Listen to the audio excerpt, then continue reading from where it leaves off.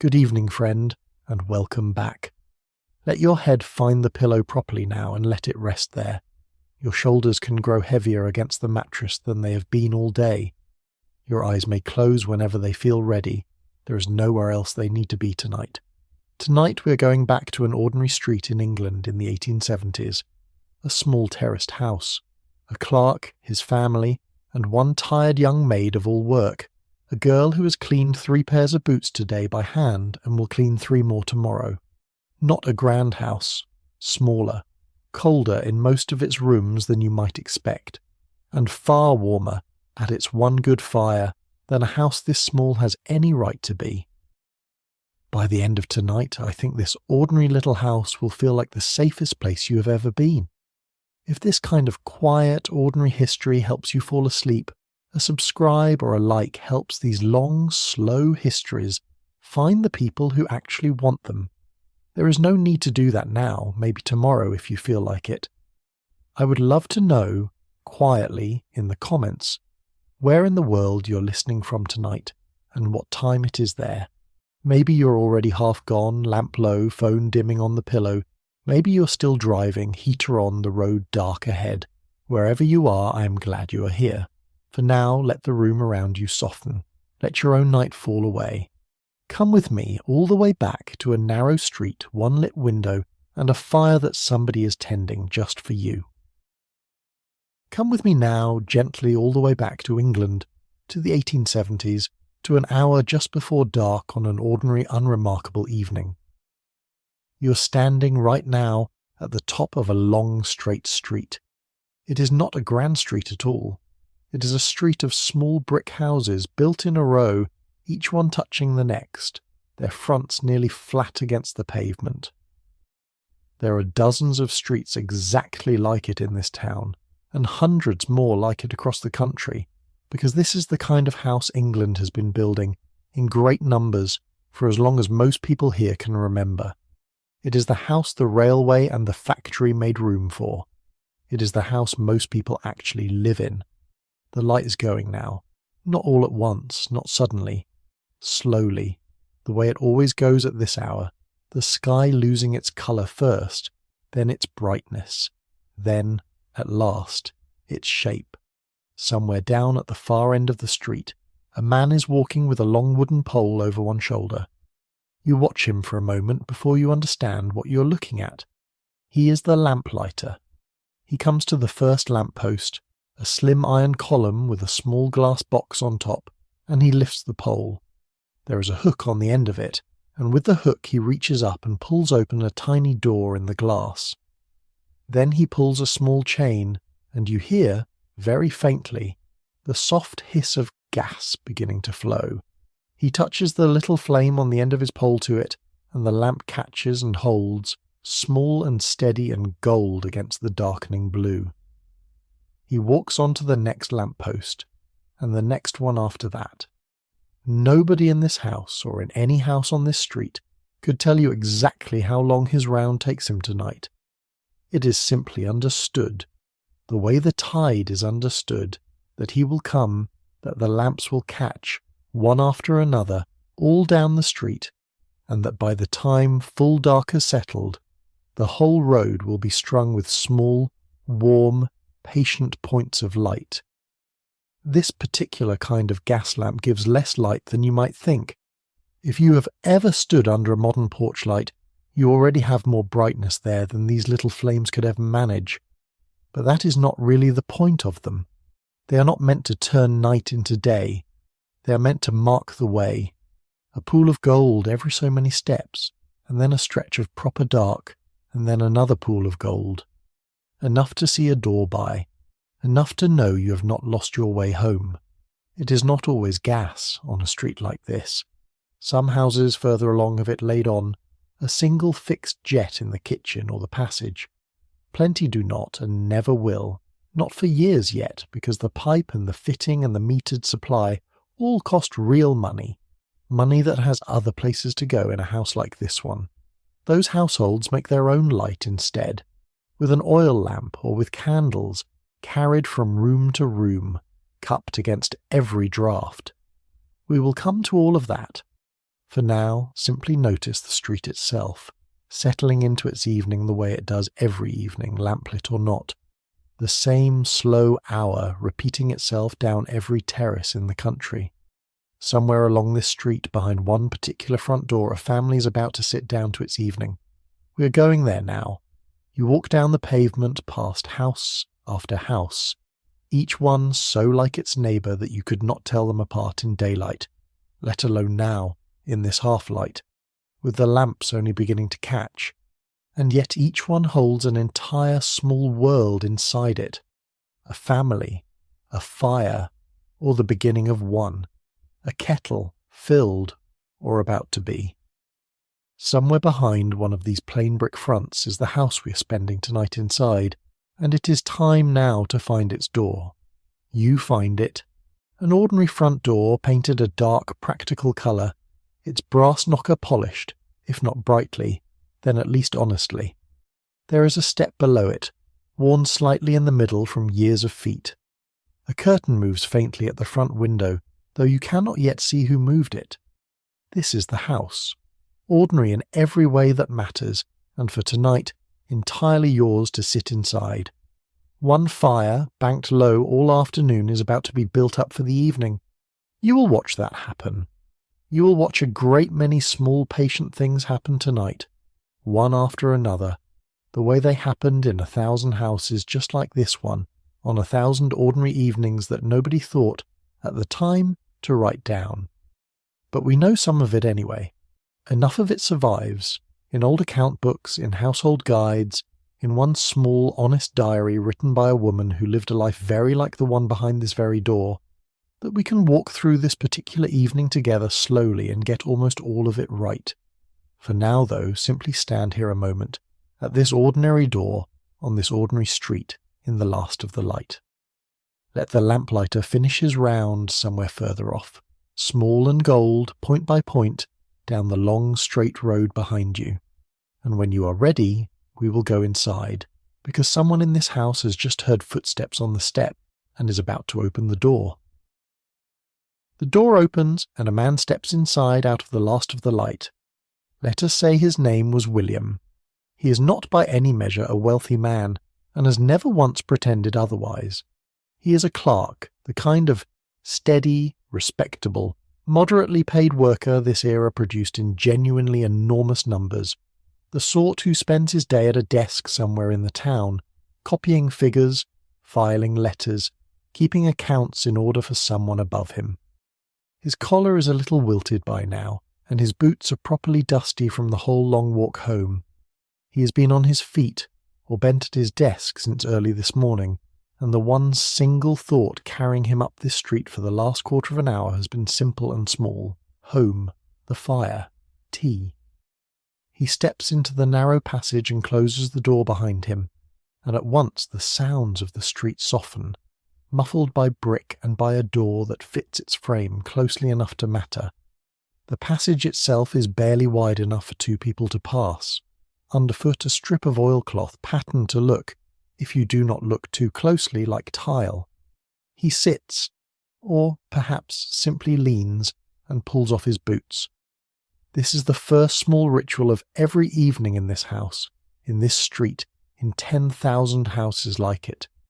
The outside world, its mud and its dust and its long hours, comes off with the boots, left by the door, ready to be blacked and set right again before morning by hands that are not his own.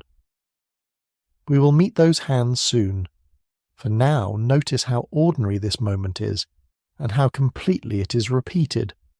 Somewhere, right now, in a house very like this one, another man is doing exactly this, pulling off his boots, letting the day fall away at the threshold.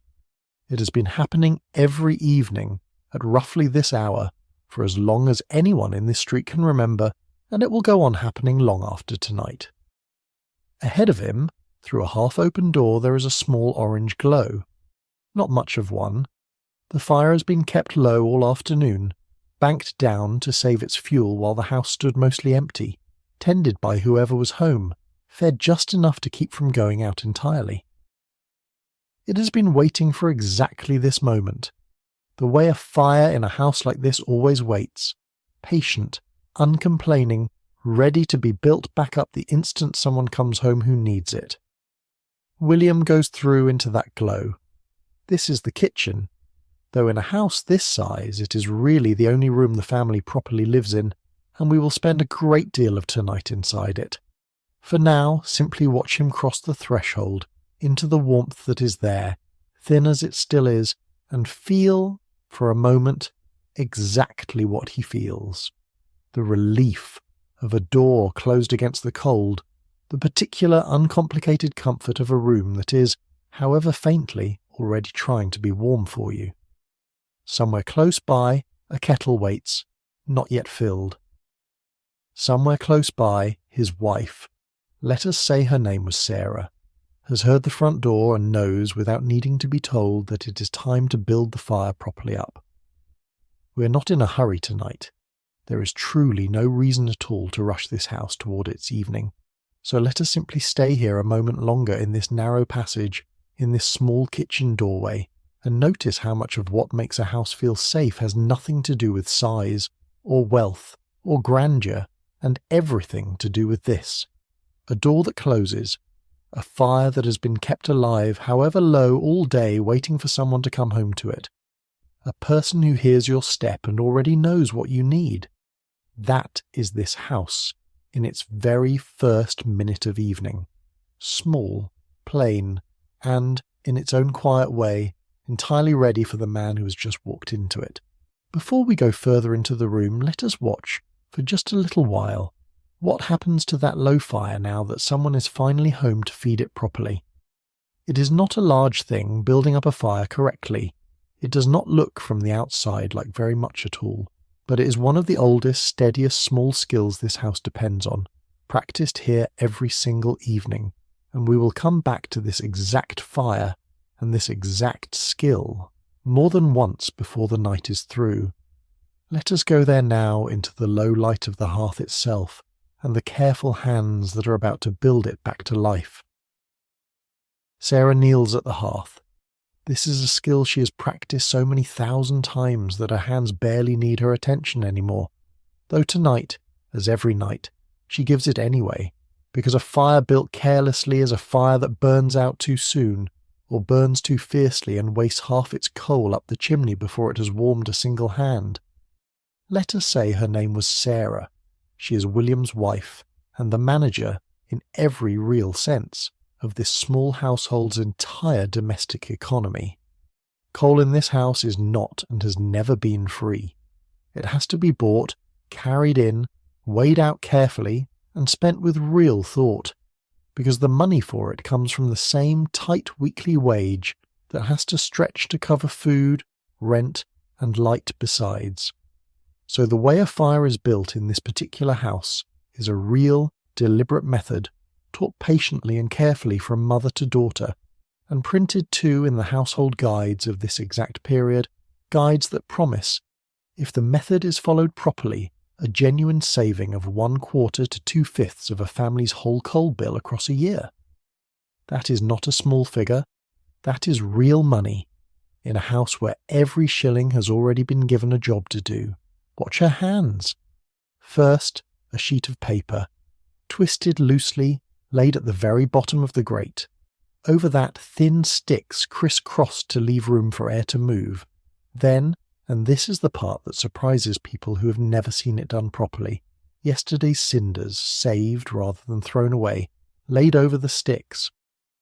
Only then does new coal go on, and it goes on carefully, piece by piece, placed rather than tipped, packed toward the back and sides of the grate rather than piled loose in the middle.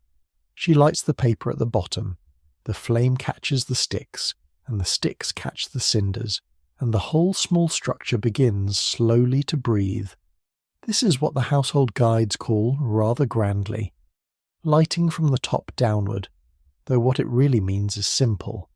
The flame works its way up through what is already there, rather than being smothered under a great fresh heap of coal thrown on all at once.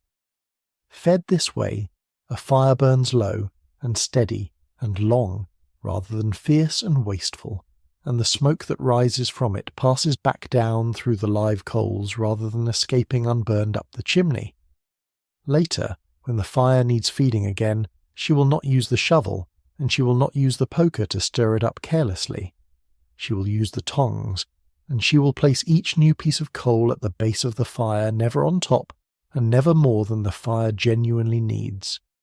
This is the whole secret of the household saving, this small, patient discipline, repeated every single evening, by hands that know exactly how much warmth a shilling's worth of coal can be made to give if it is treated properly. The smell of it fills the room slowly. At the very moment of lighting there is a faint edge of something sharper, almost sulphurous, gone again in a moment. Then, as the coal itself begins to properly catch, a warmer, softer smell settles in, mineral and a little sweet. The smell that has soaked, by now, into every curtain and every cushion in this house, into hair, into the family cat curled somewhere close by, into the very walls themselves. It is the smell of every winter this family has ever spent together, and it will be the smell of many more winters yet to come. The fire settles into its low, steady tick. Now and then a small collapse inside it, coals shifting, resettling, and whoever is nearest reaches without even thinking for the poker, not to stir it hard, only to nudge it gently back into shape. This is not, by any measure, a large fire. It could not possibly warm every room in this whole house, even if it somehow tried, and it has never once been asked to. It is asked to do one thing well: hold this one room, the room the family actually lives in, at a temperature where hands can be still and shoulders can drop and an evening can properly begin. And it does that faithfully, night after night, for the price of a carefully managed shilling or two a week, and the patient, practised hands of a woman who has never once in all her years of doing this thought of it as anything special at all. It is to her simply what an evening begins with. To us, watching from this great distance, it is something else. It is the first small act of care that makes everything else tonight possible. The meal, the gathered hour, the warmed bed still hours away. One fire banked low all afternoon is now being built, patiently, into the one that will hold this whole house till morning. Beyond this warm little room, though, there is another room in this house that this fire never reaches at all, a room kept cold and still and waiting, for reasons that have nothing to do with money and everything to do with pride. Come with me now, just for a moment before we come gladly back to the warmth. There is another door in this small house, just off the narrow passage, and tonight, as most nights, it is shut. Behind it is the parlour, the good room of the house, kept carefully for best. In a house this size, having a room at all that is not used every day is a small, deliberate luxury. And this family, like so many of their neighbours, holds on to it fiercely. The parlour has the best chairs in the house. It has, on the mantel, whatever small ornaments the family owns and is proudest of, dusted carefully and otherwise left entirely alone. Its curtains are heavier than the kitchen's. Its air, if you were to open that door right now and step inside, would be noticeably colder than the air you have just been standing in, because the fire in this grate is lit only rarely, on a Sunday perhaps, or when someone calls who deserves, in the family's own quiet reckoning, to be received somewhere finer than the kitchen. It is worth pausing here, just for a moment, on why a family with so little to spare would keep an entire room cold and unused most of the year, rather than simply living in it as well. The answer has nothing to do with practicality, and everything to do with a kind of quiet pride, the same pride that keeps the front steps scrubbed and the brass knocker polished on a street where nobody with real wealth will ever come to look at either. This room says something about the family that owns it.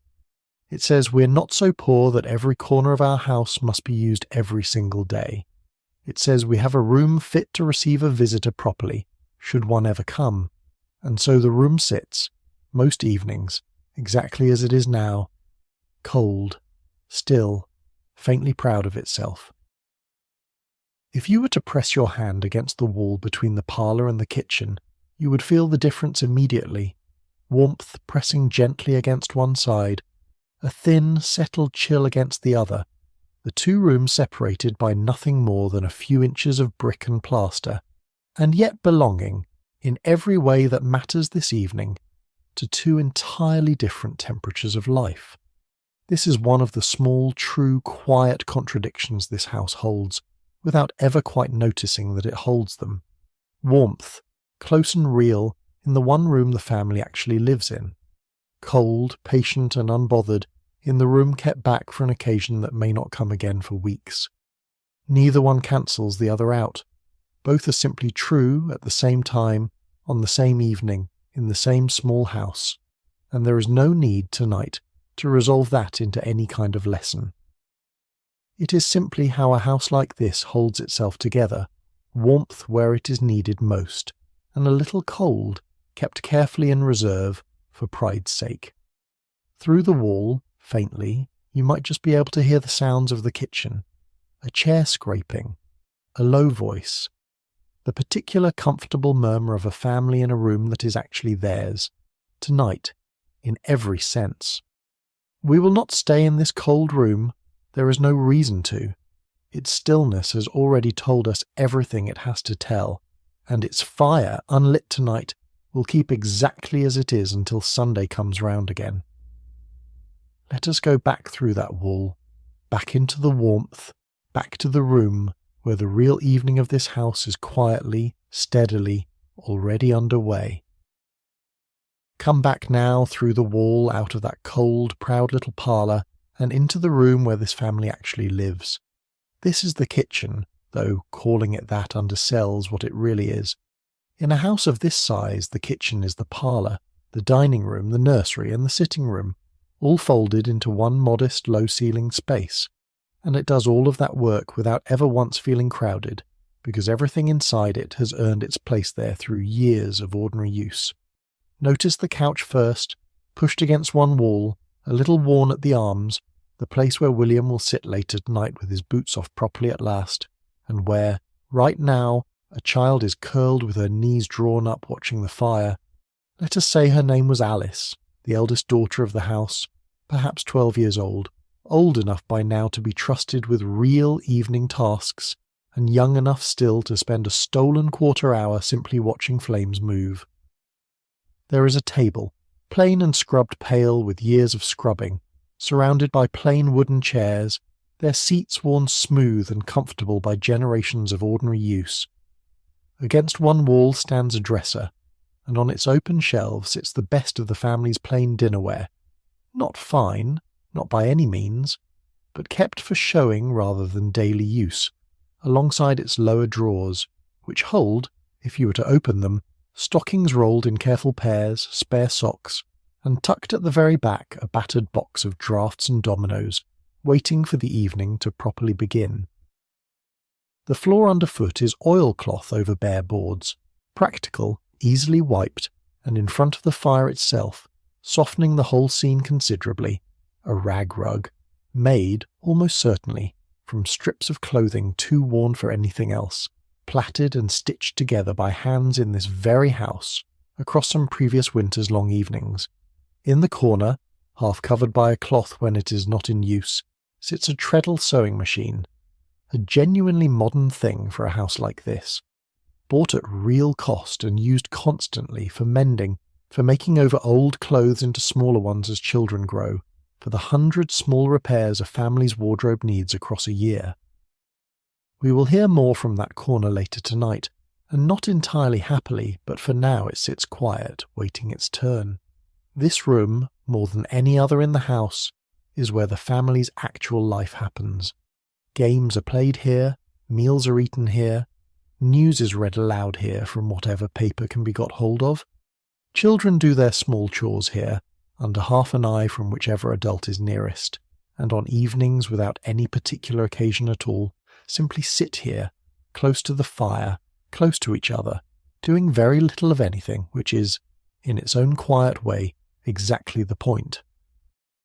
Alice does not look up from the fire as her father comes through from the passage. She has heard the door. She knows the sequence of sounds that follows it as well as she knows her own name, the scrape of boots being pulled off, the low murmur of a greeting exchanged with her mother, the settle of a tired man easing himself, at last, into the one soft chair the room possesses. She has heard it every evening of her life, and there is a particular unremarkable comfort in a sound you have heard every evening of your life and expect, without even thinking about it, to hear again tomorrow. One fire, banked low all afternoon and now built properly up, is doing exactly what it is meant to do. It is holding this one room at the temperature where a family can gather without a second thought, where a child can curl on a couch and simply watch it burn, where a whole evening's worth of small, unremarkable happiness is about to unfold, one ordinary hour at a time. Beyond this warm room, though, down a step at the back of the house, there is a colder space entirely, a room this fire does not reach, and it is there, in a few minutes, that some of the evening's least glamorous and most necessary work is about to happen. Let us go and see it, just for a little while, before we come back to the warmth for good. Down 2 shallow, worn steps at the very back of the kitchen is the scullery, and the moment you step down into it you understand immediately why the family never lingers here any longer than it strictly has to. It is colder than the kitchen, noticeably so, the difference in temperature marking the boundary between the room where the family lives and the room where the actual work of living gets done. The floor in this small back room sits noticeably lower than the rest of the house, 2 full steps down, and that is no accident of building at all. It is there for a reason as plain and practical as everything else in this room. Water gets spilled here, constantly, inevitably, and a floor set slightly below the level of the rest of the house keeps that water from finding its way anywhere it is not wanted.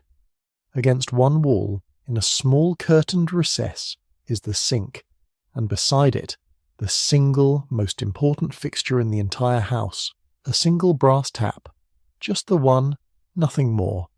Cold water only, and this is, in the truest, plainest sense, the whole of the household's entire water supply.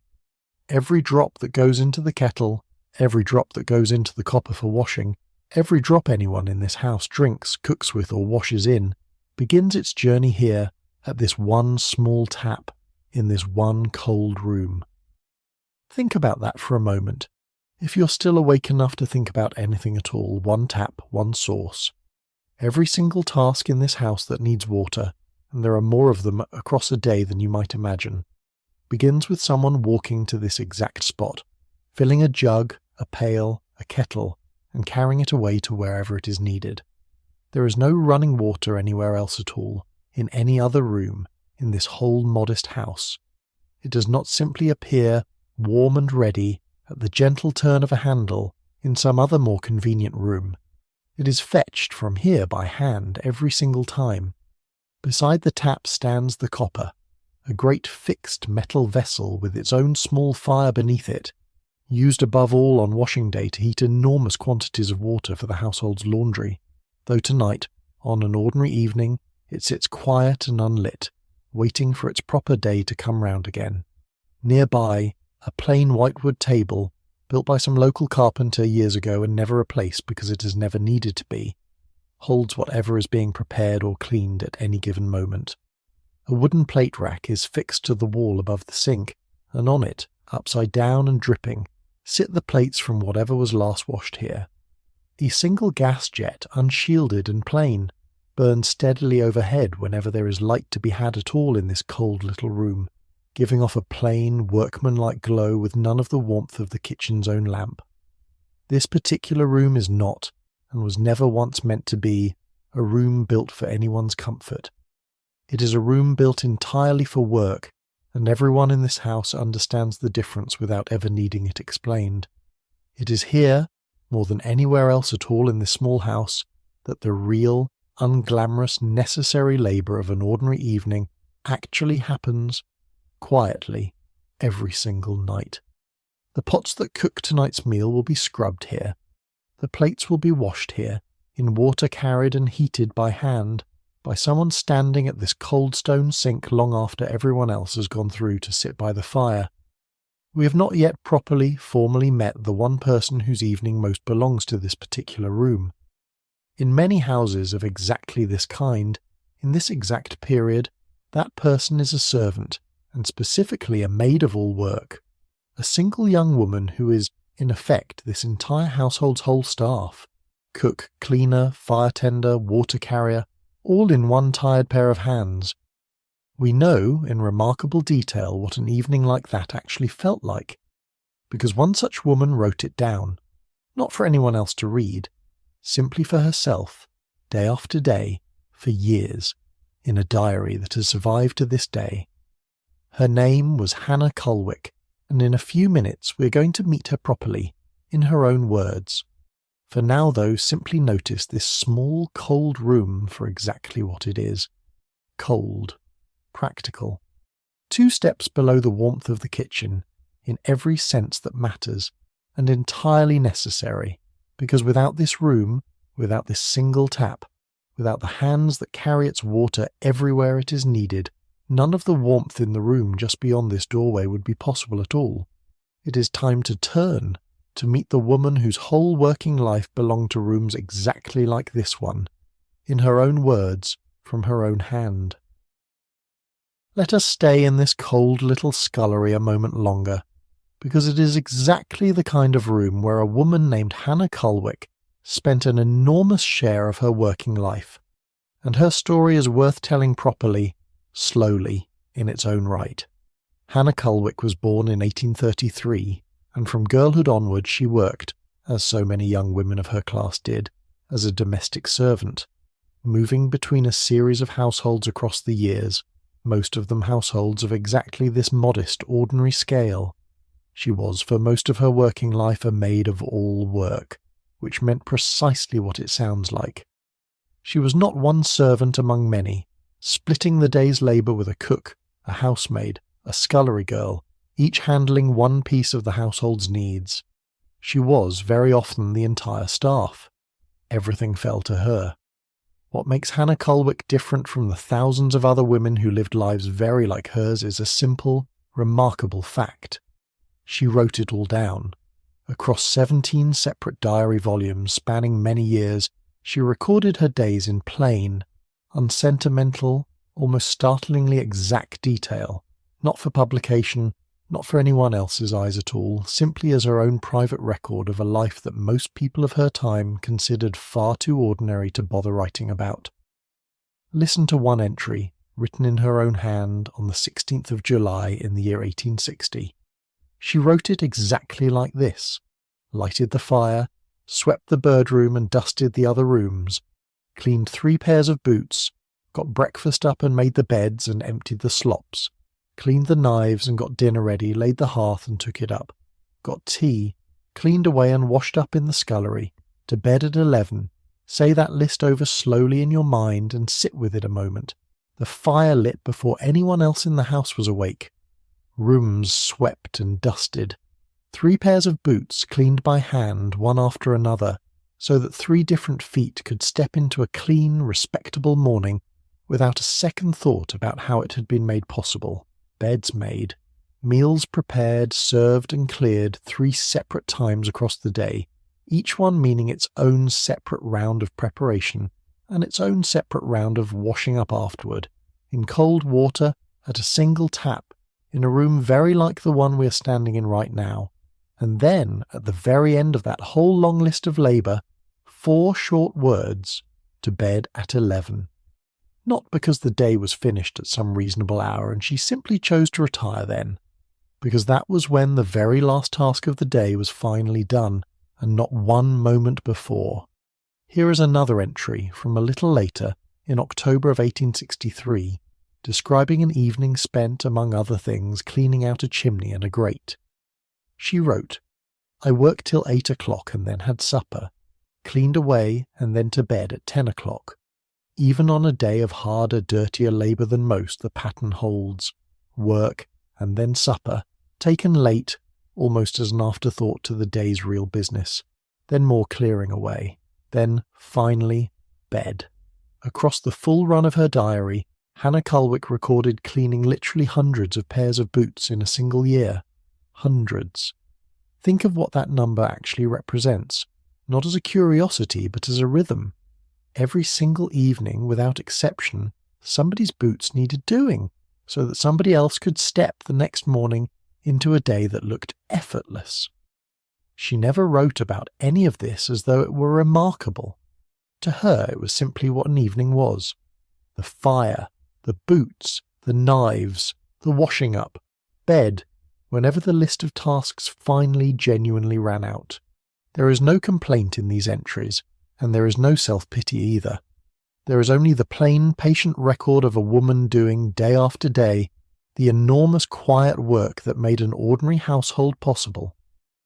In a house exactly like the one we're visiting tonight, a house of this size, this modest income, this everyday respectability, a woman like Hannah Cullwick, or a wife or eldest daughter doing very much the same work without the title of servant attached to it at all, would have spent this very hour, this exact stretch of a Victorian evening, doing precisely what her diary describes. Building the fire, filling the kettle, beginning the long, quiet chain of small tasks that would only end, as hers so often did, well after everyone else in the house had gone up to bed. We will come back to her more than once tonight, because her voice, her own plain, unpretentious words, are some of the clearest windows we have into what an evening like this genuinely felt like from the inside, from the hands that kept it running, rather than the family that simply enjoyed its results. For now, though, let her rest a moment in our thoughts, and let us go back to the warmth of the kitchen, because there is a kettle waiting there, and it is nearly time for this house's evening meal to properly begin. Back in the warm kitchen now, Sarah crosses to the scullery just long enough to fill the kettle at that single brass tap, cold water pouring in, heavy and bright, and carries it back through to set it on the hob, close against the fire that William helped build up not long ago. It will take a little while to properly boil. Kettles in a house like this are in almost constant use across a day, and this one is old enough, and has been filled and emptied so many thousands of times that its handle is worn smooth and slightly darker than the rest of its blackened body, exactly where generations of hands, mostly hers, sometimes Alice's, occasionally even William's on a rare quiet Sunday, have gripped it, lifted it, tipped it, set it down again. While it heats, let us slow down for a moment and simply notice what is about to happen in this house, because it happens every single evening at roughly this hour, and understanding it properly will help us watch it unfold. In a house of this size, in this exact period, the evening meal is called tea, not dinner, and it is eaten early, as soon as the wage earner is home and the fire is properly built, rather than late in the evening the way a wealthier household might take its dinner.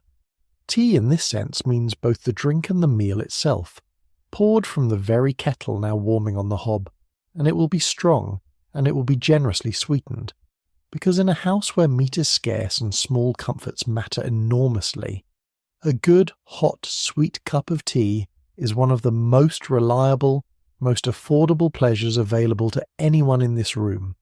There will be bread cut thick the way it always is in this house, because bread is filling and bread is dependable, in a way that meat, on this budget, on this particular evening, simply is not. There will be butter on it if the week has gone reasonably well, and there will be dripping instead. The rich, savoury fat carefully saved from whatever joint the family last managed a proper Sunday dinner from, if the week has been tighter than that. Either way, nobody at this table tonight will go without, and nobody at this table tonight will think of what they're eating as anything less than a proper, satisfying meal, because it is exactly what an ordinary evening in this house always looks like, and it has looked like this for as long as anyone here can remember. The kettle begins very faintly to sing, only the first low murmur of steam finding its way up through the spout. The sound every kitchen in this street will be making at roughly this same hour tonight, in house after house, all down the long straight terrace, each family gathering, in its own small way, around its own small fire, its own kettle, its own particular version of this exact same evening. There is something worth holding on to here, gently, before we go any further.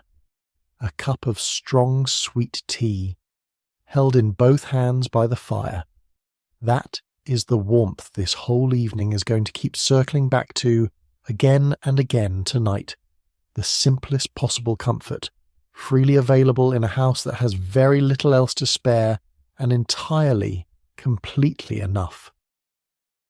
Sarah lifts the kettle from the hob at last, the water properly rolling now, and carries it to the brown teapot waiting on the table, its glaze a little worn from years of exactly this same small daily ritual. The water goes in, the lid goes on, and for a moment, before anyone at this table has taken a single sip, the whole room simply smells of it, warm and a little bitter and entirely familiar, the smell of every ordinary evening this family has ever shared together. William looks up from where he is finally, properly settled into the room's one soft chair. Alice looks up from the fire. Somewhere close by, younger children who have not yet been formally introduced to you are drifting in from wherever they have been playing, drawn, the way children always are, by the particular sound and smell of a meal about to be laid. The table is about to be set, the teapot is about to be poured, and this ordinary, small, entirely sufficient family is about to sit down together in the one warm room of their house for the first properly shared moment of their whole evening. We turn there now to the table itself and to what is actually on it tonight. The table in this small kitchen is not large, and it does not need to be. Tonight, as most nights, it holds a loaf of bread, cut into thick, honest slices rather than anything delicate. It holds a dish of butter if the week has been kind, or a small crock of dripping if it has not, the pale, savoury fat carefully spooned out and saved from the last joint of meat this family managed to afford, days or perhaps even a full week ago now. It holds the brown teapot, its lid still faintly ticking with heat, and around it, cups and saucers that do not quite match each other, gathered over years from wherever a spare set could be found cheaply. William sits first, in the place that has been his for as long as this family has owned this table. Alice takes hers beside him. The younger children settle in, drawn by hunger and by the simple, magnetic pull of a lit lamp and a laid table, and Sarah, last of all, sits down herself, once the pot is poured and the plates are within everyone's reach. This meal is called tea, and the word itself tells you something true about how this house eats. In a wealthier household, dinner comes late in the evening, a formal multi-course affair eaten well after dark. In this house, and in millions of houses exactly like it across England in this period, the day's main gathering happens early, as soon as the wage earner walks through the door, and it is built around this single, dependable drink rather than around any grander notion of a proper dinner at all. Tea is the meal. Tea is also, quite literally, what is in the pot. The word does double duty, the way so many ordinary words in this house do, and nobody at this table has ever found that the least bit confusing. Watch what actually goes onto each plate. Bread, first and always, because bread is filling. Bread is cheap relative to almost anything else this family could buy, and bread, spread with butter or dripping, turns a very small amount of anything else into a meal that genuinely satisfies. There might be a boiled egg tonight, if the hens down the row have been laying well. There might be a herring cheap and plentiful from the fishmonger's cart. There might, if the week has gone particularly well, be a little cold bacon left from Sunday, sliced thin to make it stretch across every plate at the table. What there almost certainly will not be, on an ordinary Tuesday evening like this one, is a proper joint of fresh meat, carved and served the way a wealthier family's dinner might include it as a matter of course. Meat, in a household living on a clerk's steady but modest wage, is the exception, saved for and looked forward to, not the daily assumption. A working family's whole weekly budget of this period sets aside only a few shillings for meat and fish combined, across every meal, every day, for everyone at the table. And once you understand that figure, you understand this plate in front of you completely. It is not a poor meal. It is a carefully managed one, bread doing the steady, reliable work that meat simply cannot afford to do every single night. Sarah pours the tea, strong, the way this family always takes it, and sweetened generously, because sugar, unlike meat, is one small comfort this household can genuinely stretch to, and a good, hot, sweet cup of tea does more for a tired body at the end of a long day than almost anything else on this table could manage. William wraps both hands around his cup before he even drinks from it, simply for the warmth of holding it, and there, already, in this very first sip of the evening, is the sensory anchor this whole night keeps returning to. A cup of strong, sweet tea, held in both hands by the fire. There is talk around this table, low and unhurried, the ordinary talk of any family at the end of any ordinary day, something one of the children said at school, something William overheard at the office, nothing urgent, nothing that needs deciding tonight. Just the small, comfortable exchange of a day's worth of little details, passed back and forth across bread and butter and strong, sweet tea, the way it has been passed back and forth across this exact table on every ordinary evening this family has ever shared. Notice, too, how little any of this costs in the way of drama. Nobody at this table is hungry in any desperate sense. Nobody is going without. And yet nobody here is eating anything approaching luxury either. This is simply what an ordinary Victorian household of this size and this income actually ate on an actual ordinary evening. Plain, filling, warm, and, in its own quiet way, entirely enough. When the meal is finished, the plates will need clearing, and the whole small chain of evening work will continue, out through the scullery door and back again. But for these few minutes right now, there is only this: a family gathered close, warm, fed, and, for a little while longer yet, in no particular hurry to be anywhere else at all. Let us move on, gently, to what a meal exactly like this one actually cost this family across a whole ordinary week. Let us stay at this table a little longer, the teapot still warm between us, and think for a moment about numbers, not to worry over them, only to understand them, gently, the way Sarah understands them, almost without thinking, every single week of her life. A household like this one lives on a fixed, modest wage paid weekly, and every single item that comes into this house, every loaf, every ounce of tea, every scuttle of coal, every inch of candle, has to be paid for out of that same fixed sum. There is no reserve at all to speak of, not this week and not most weeks. There is very little room at all, most weeks, for anything genuinely unplanned.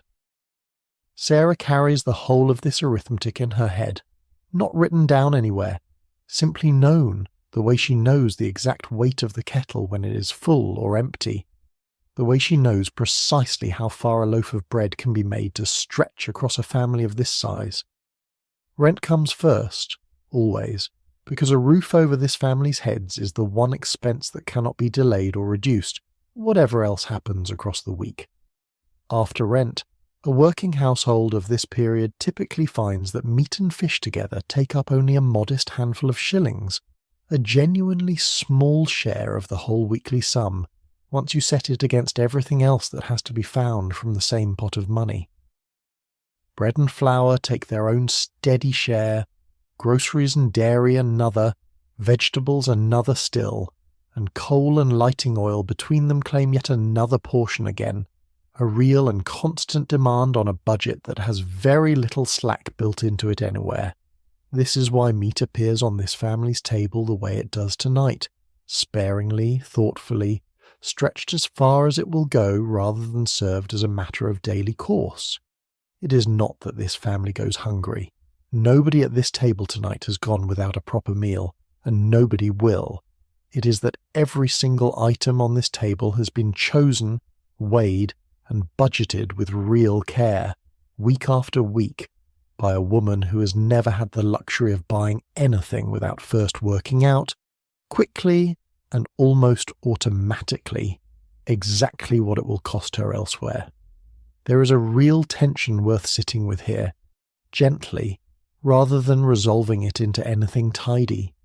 This table is genuinely plentiful, in the sense that matters most: a full pot of tea, a full loaf, enough for everyone, seconds if anyone still wants them.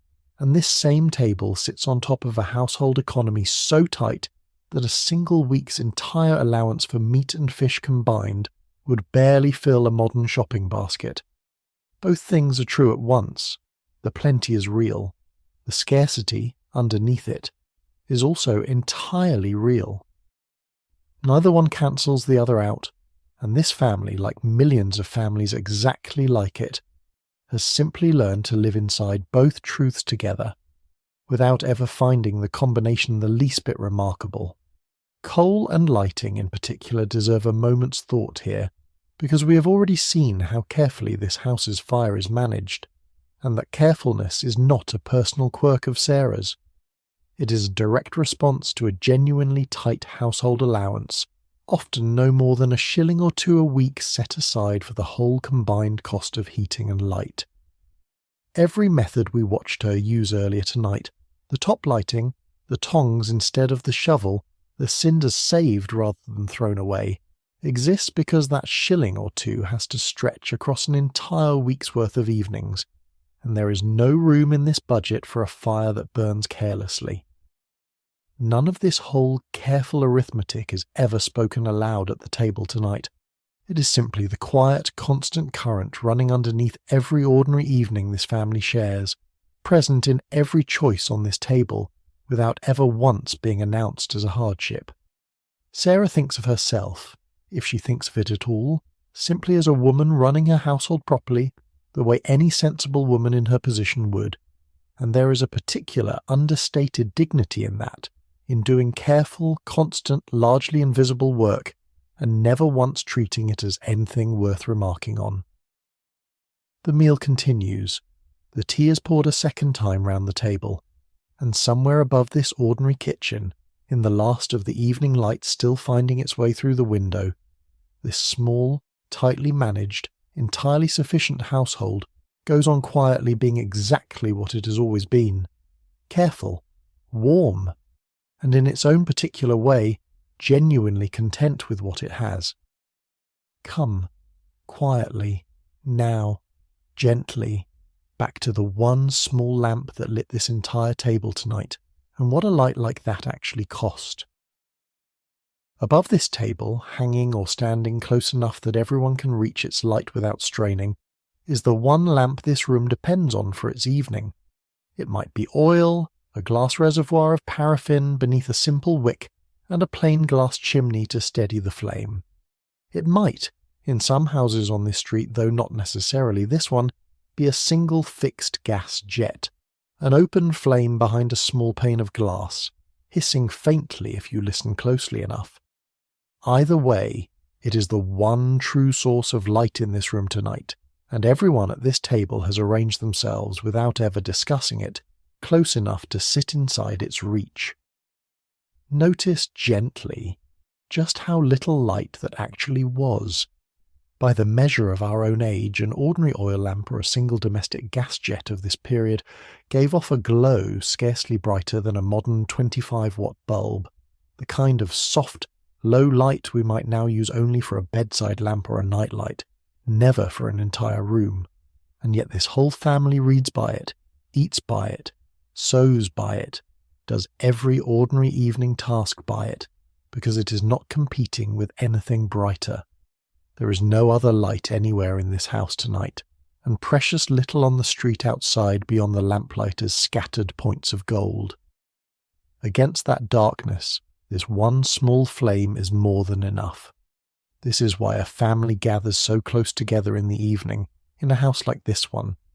It is not only warmth that pulls them toward the fire and the lamp both.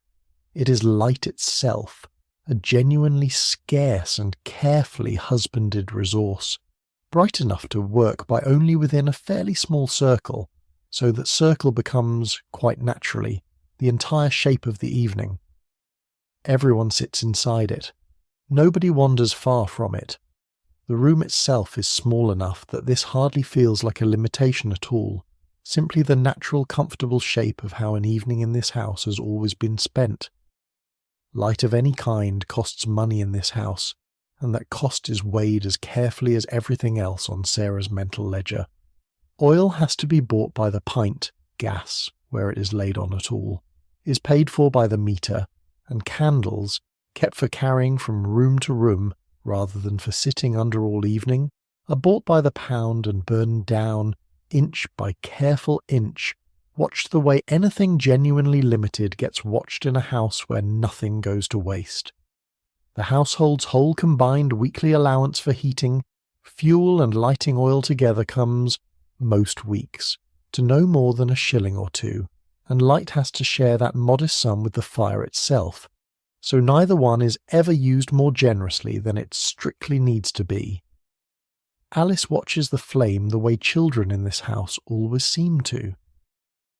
There is something about a single small light in an otherwise dark room that holds attention in a way a brighter, more evenly lit space never quite manages.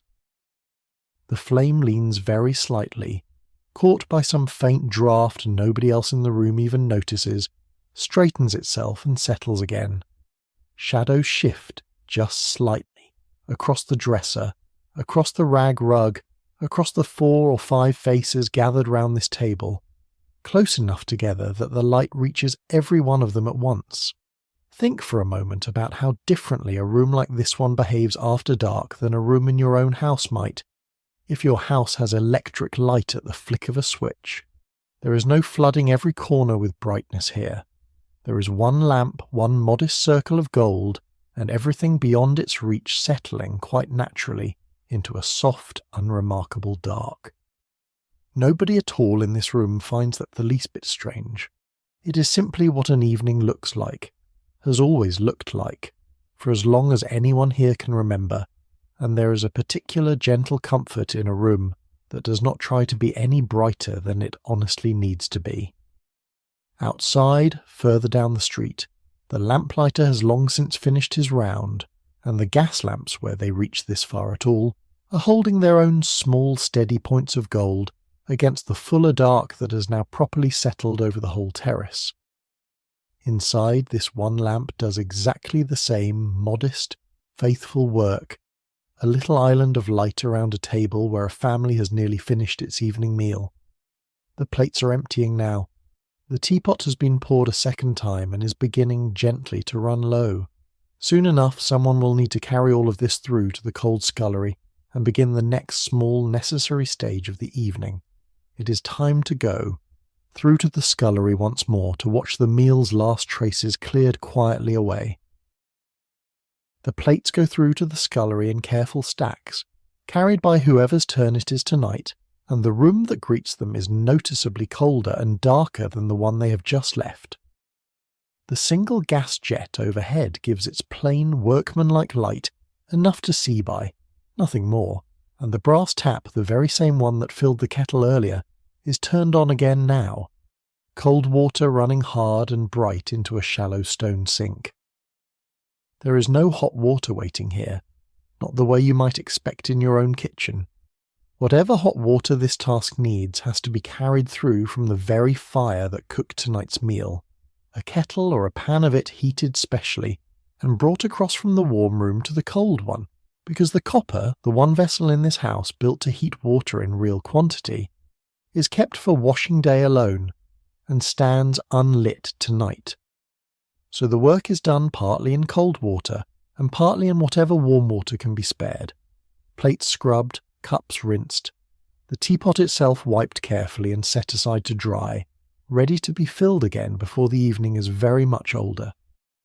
It is not fast work, and it is not especially pleasant work, standing at a cold stone sink in a cold little room while the rest of the family's voices carry faintly through the wall from the warmth next door. Whoever is doing it tonight, and in a house exactly like this one, is very often the household's maid of all work, or, where no servant is kept at all, the wife or the eldest daughter taking her own turn at it, does the work without complaint, the way this particular task has always been done in this particular house. There is a rhythm to it. Plate, scrub, rinse, set aside. Cup, scrub, rinse, set aside. The rhythm asks very little of the mind, which leaves it free to wander out through the small high window toward whatever the rest of the evening still holds. We have already met, in her own words, the kind of woman whose entire working evening might look very much like this. Hannah Cullwick's own diary describes exactly this stretch of a day. Plates cleaned away, the scullery set to rights, all of it folded into the long list of tasks that carried her, night after night, toward a bed she would not reach until every single one of them was properly finished. There is a particular dignity worth noticing here, gently, in work like this. It asks for no audience. Nobody sits and watches it happen. Nobody, most evenings, even thinks to thank the hands doing it. And yet without it, the warm, comfortable room next door would very quickly stop being either warm or comfortable. Plates piling up, the whole small, contented rhythm of the evening grinding to a halt. This is the quiet, unglamorous, entirely necessary work that makes everything else in this house possible, and it is done every single evening without any fuss at all. The last plate is set on the wooden rack to drain. The last cup is turned upside down beside it. Whoever has done this work dries their hands finally on the rough towel kept for exactly this purpose, and looks back for just a moment at the small, orderly scene they have left behind them. Everything in its place, everything ready for tomorrow morning, when the whole rhythm will simply begin again. Beyond the little scullery window, full dark has properly settled now over the terrace outside. Somewhere back through that warm wall the family is gathering itself for the best part of the evening still to come, the long, unhurried hour by the fire that this whole day has, in its own quiet way, been leading toward. Let us head there now, back through into the warmth, to the second, smaller pot of tea, and the true restful pause of this entire evening. Back in the warm kitchen, the evening has changed shape. The meal itself is finished and cleared away, the plates set to dry in the cold room behind, and what is left now is the part of the evening this whole house has, in its own unspoken way, been moving towards since William first stepped through the front door. The gathered hour, the true pause of the day. Sarah fills the kettle a second time and sets it once more against the fire, and while it warms, notice how the whole room has settled, how every small task of the evening so far, the fire built, the meal cooked, the plates cleared, has led toward exactly this. Nobody at all in this warm room is working now. Nobody needs to be anywhere else. For the length of this one quiet hour, this small, ordinary family belongs entirely to itself. William sits properly now in the room's one soft chair, the chair that is, by long and unspoken agreement, his alone in the evenings, his boots long since off, his collar loosened, the last traces of his working day finally fully behind him. Alice has claimed her spot on the couch again, knees drawn up the way she likes to sit, close enough to the fire to feel it properly on her face. The younger children are settled on the rag rug itself close to the hearth, half listening to whatever their elders are saying, half lost in whatever quiet game their hands have found to occupy themselves with. The kettle sings again, softer this time, a sound this room has already heard once tonight, and will hear many more times across the years this family spends together in it. Sarah pours the second pot, smaller than the first, made properly this time, not for hunger, but simply for the pleasure of it. The tea a little stronger, perhaps, poured a little more slowly, savoured rather than hurried through. This is the moment worth pausing inside gently for as long as we like. A cup of strong, sweet tea, held in both hands by the fire. This is the second cup of the evening rather than the first, taken simply for its own sake, in a chair that has grown warm from an hour of sitting close to the flames, in a room that asks nothing more of anyone in it right now beyond simply being there. Listen, for a moment, to what this room actually sounds like. The fire, low and steady, ticking gently to itself. The kettle cooling now, settling with the occasional soft creak of metal. A child's quiet hum, half a tune, half nothing at all. William's voice, low, saying something about his day that nobody else in the room is likely to remember by morning, and nobody needs to, because it is not the words themselves that matter here. Only the low, warm, ordinary sound of a family talking quietly together at the end of a day. Outside, beyond the one window, the street has properly settled into full dark now, its scattered lamps holding their small points of gold at wide intervals down the terrace. The occasional footstep of someone else's evening passing and fading again. None of that reaches very far into this room. This room, right now, is entirely its own small, warm, contained world, and everyone inside it knows it, without ever needing to say so aloud. There is a real, gentle tension worth sitting with here, the kind this whole evening keeps quietly returning to. Warmth, close and complete, in this one small room, while every other room in this house, the cold parlour, the colder scullery, the not yet warmed bedrooms upstairs, sits entirely outside its reach. The family has never once thought of this as a contradiction. It is simply how a house this size works. One good fire, one warm room, and an entire evening's worth of comfort, drawn from exactly that, and found somehow to be completely enough. Think too, for just a moment, about how many other kitchens on this exact street are holding this exact same scene right now, at roughly this exact same hour. Another family, another fire, another kettle just poured, another set of tired shoulders finally allowed to properly rest. This house is not unusual tonight. It is simply, quietly, doing what hundreds of houses just like it are doing at precisely this moment, all down this long ordinary street, in this long ordinary town, in this long ordinary country, settling gently into the best, most restful hour of an entirely ordinary day. Alice finishes her tea and sets the cup down carefully, the way she has been taught, and looks toward the corner of the room where the covered shape of the sewing machine sits waiting, half hoping, perhaps, that her mother will not reach for it tonight.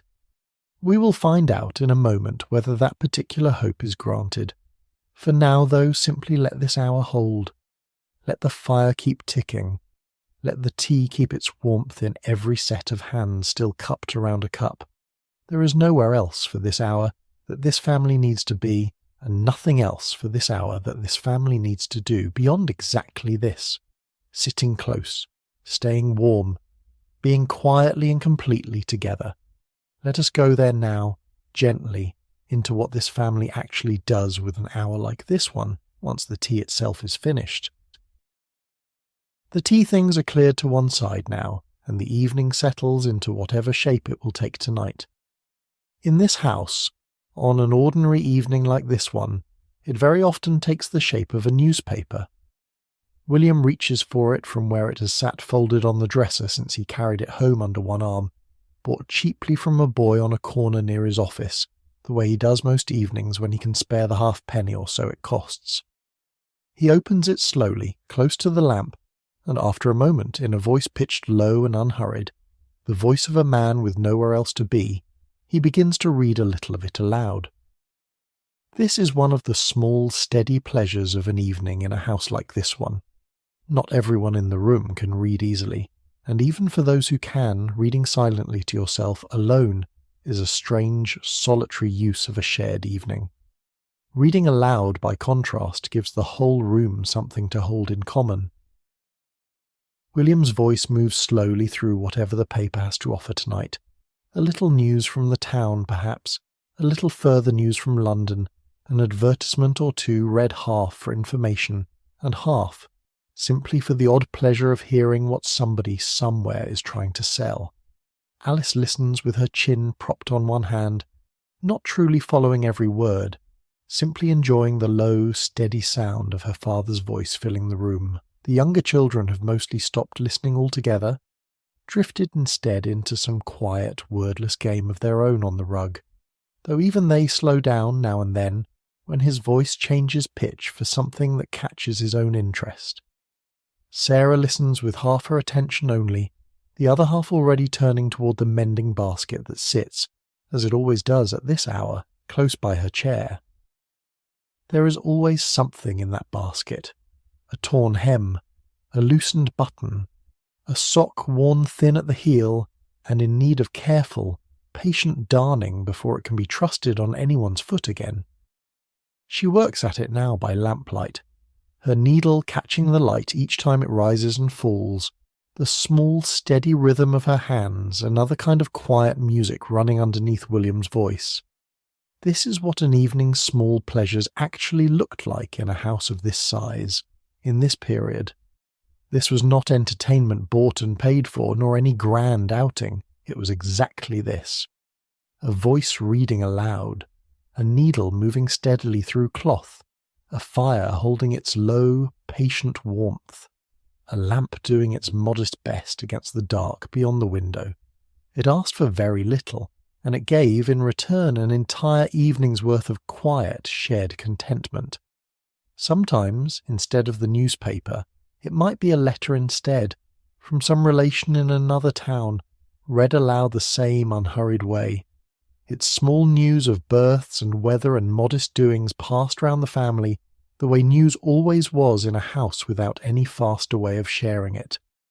Sometimes it might simply be talk, no reading at all, just the low back and forth of a family filling an hour with whatever small thoughts the day has left them with.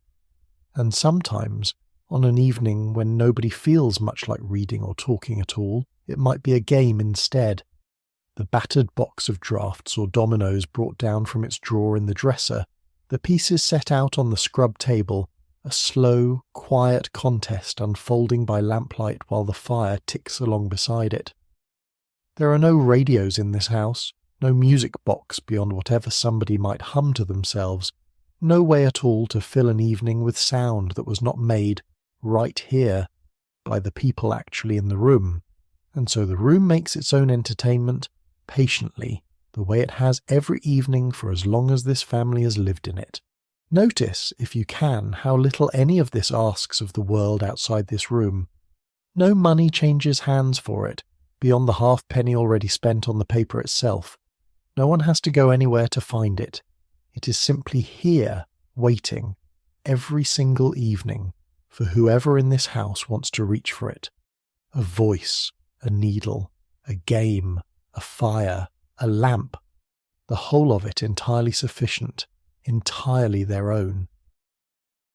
William's voice slows eventually, and the paper is folded again and set aside. The needle in Sarah's hand pauses too for a moment, resting against the sock she has nearly finished mending. There is a particular kind of quiet that settles into a room at exactly this point in an evening, neither empty nor restless, simply full, the way a room feels full after a meal that has properly satisfied everyone in it.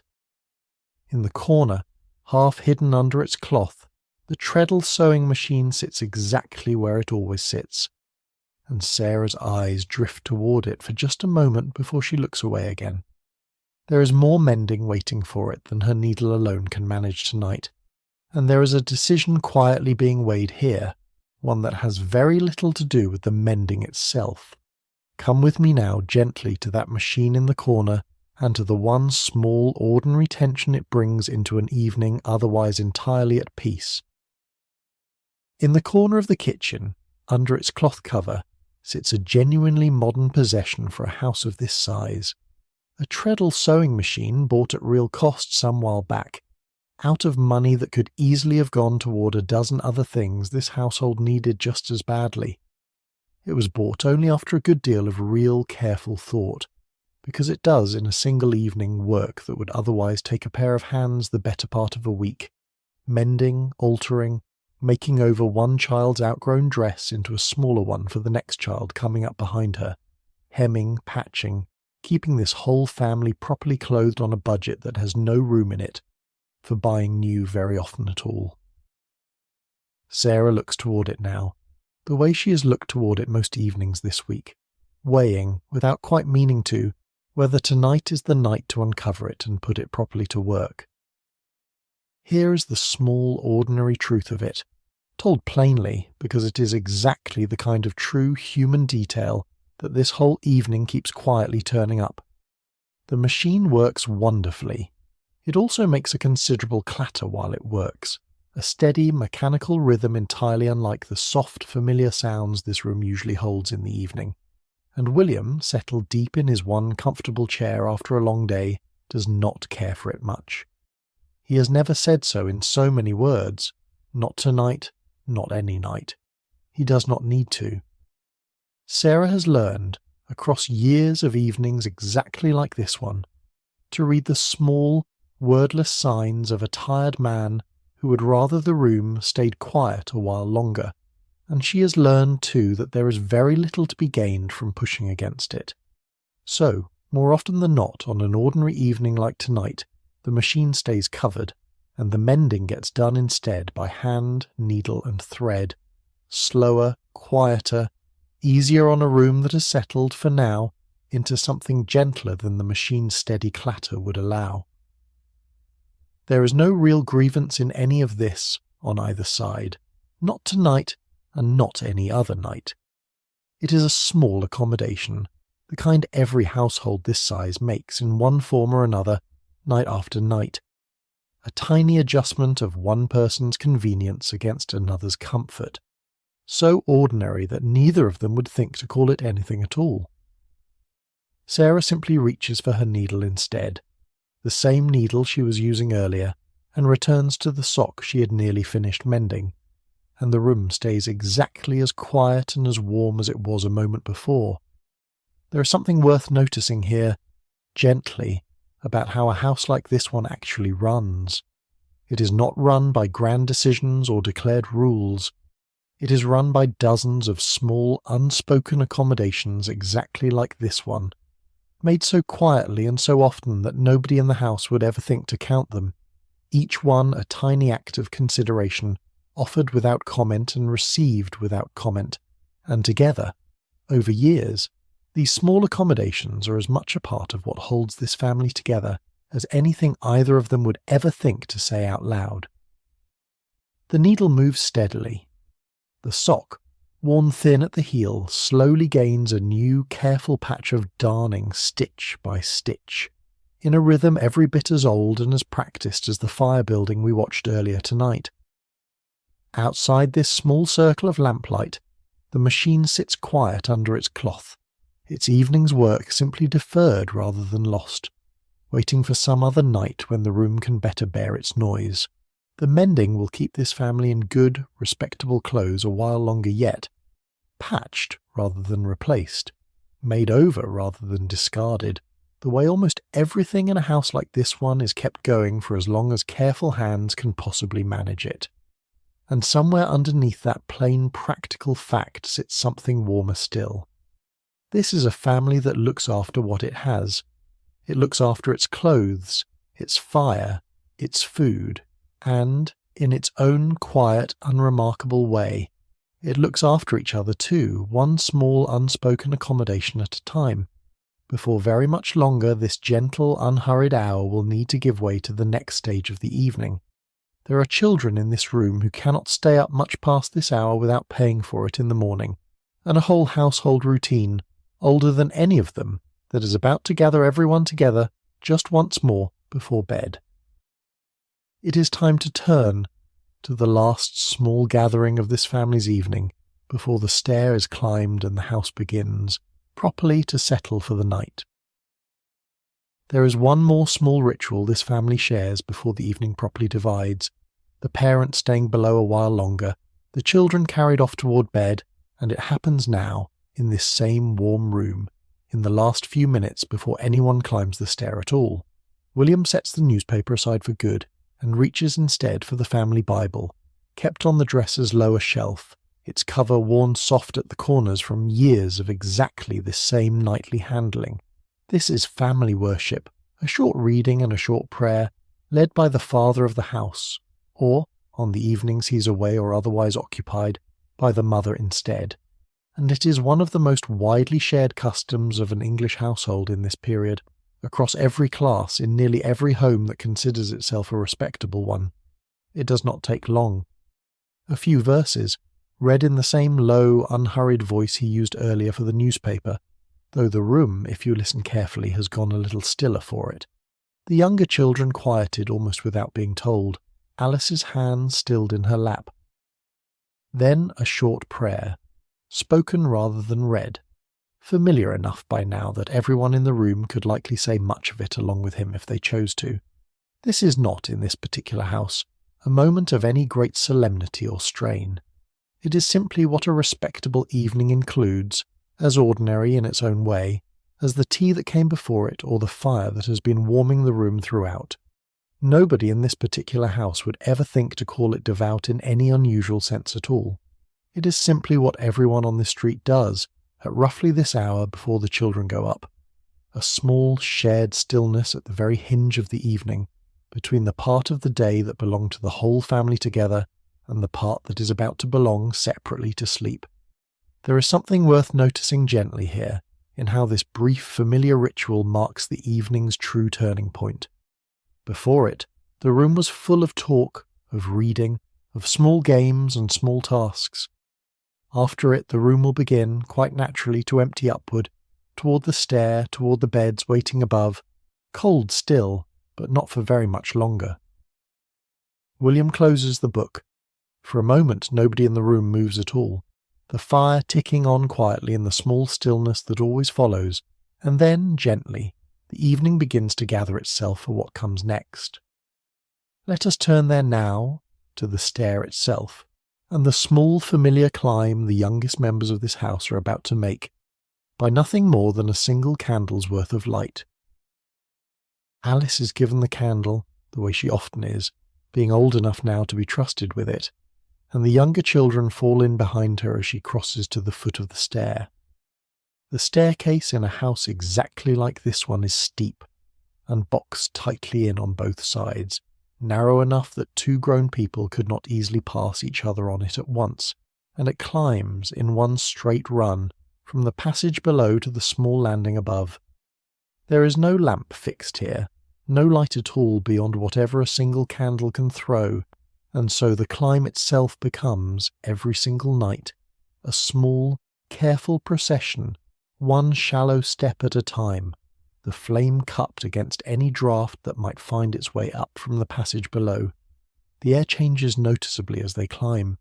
Down in the kitchen the fire has been holding the room at a temperature where nobody thinks twice about comfort. Here, on the stair, and more so still on the landing above, the warmth thins quickly. The house is one good fire simply too far away and too small to reach much further than the room it was built to warm.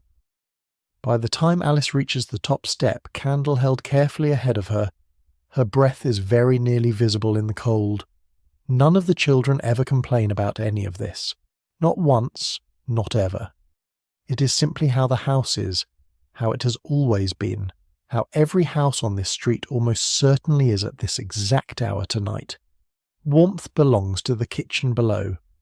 Cold belongs gently to everywhere else, and a body that has spent the evening close to the fire carries a little of that warmth up the stairs with it, enough, usually, to make the first few minutes of cold bearable while the beds themselves are readied. The candle throws long, moving shadows up the narrow stairwell walls as they climb, shadows that stretch and shrink and stretch again with every small movement of the flame. A familiar, unfrightening sight to children who have climbed this exact stair by this exact kind of light every single night of their lives. There is no reason for it to feel eerie.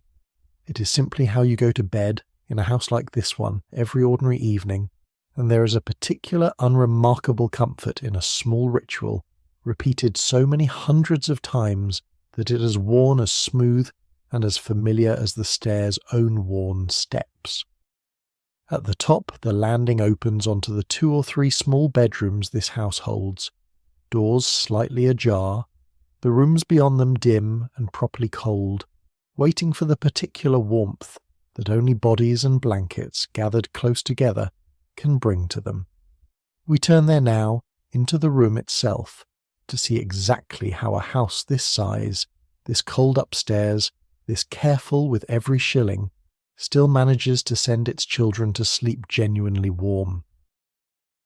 The bedroom the younger children share is small, plain, and for now, properly cold, the kind of cold that has nothing threatening about it, only the ordinary chill of a room whose one source of warmth is a floor below and an evening's distance away. The bed itself is iron-framed, its base a network of stretched rope or wire beneath a mattress stuffed with flock or feather, whichever this household could better afford when it was bought, and it is not tonight a bed meant for one child alone.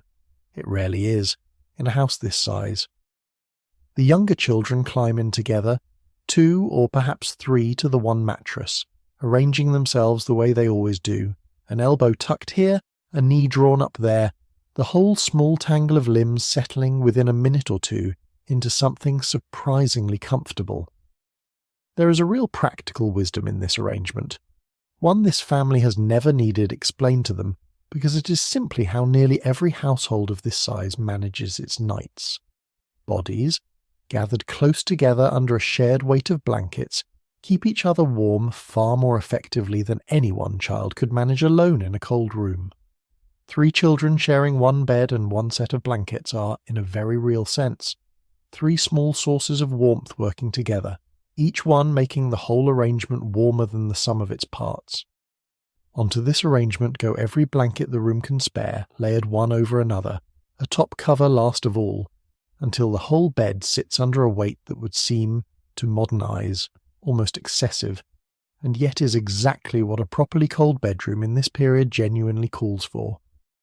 Sarah or Alice, on nights her mother is occupied elsewhere, tucks the edges in firmly, the way she always does, sealing the warmth of small bodies inside a nest of wool and cotton against a room that will grow colder still before morning. On the coldest nights, one more small comfort is added before anyone climbs in at all. A flat iron, warmed at the kitchen fire, wrapped carefully in a length of flannel so it cannot scorch anything it touches, or a smooth stone bottle filled with hot water from the very kettle that made this evening's tea, slid down to the foot of the bed a full hour before bedtime, so that by the time small feet actually reach that spot, the worst of the cold has already been coaxed out of the sheets. An hour. That is worth holding on to gently as one of this evening's small countable rituals.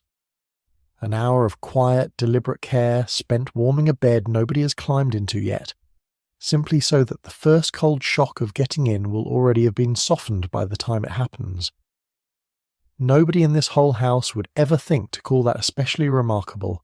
It is simply what a careful household does every night without needing to be asked, and it is exactly the kind of small, unthanked labour this whole evening keeps quietly returning to. The children's nightclothes, too, heavy flannel or cotton, have very often been warmed a little at the fire before being carried up, so that the last cold moment of the whole bedtime ritual, changing out of the day's clothes, passes as quickly and as gently as it can be made to pass.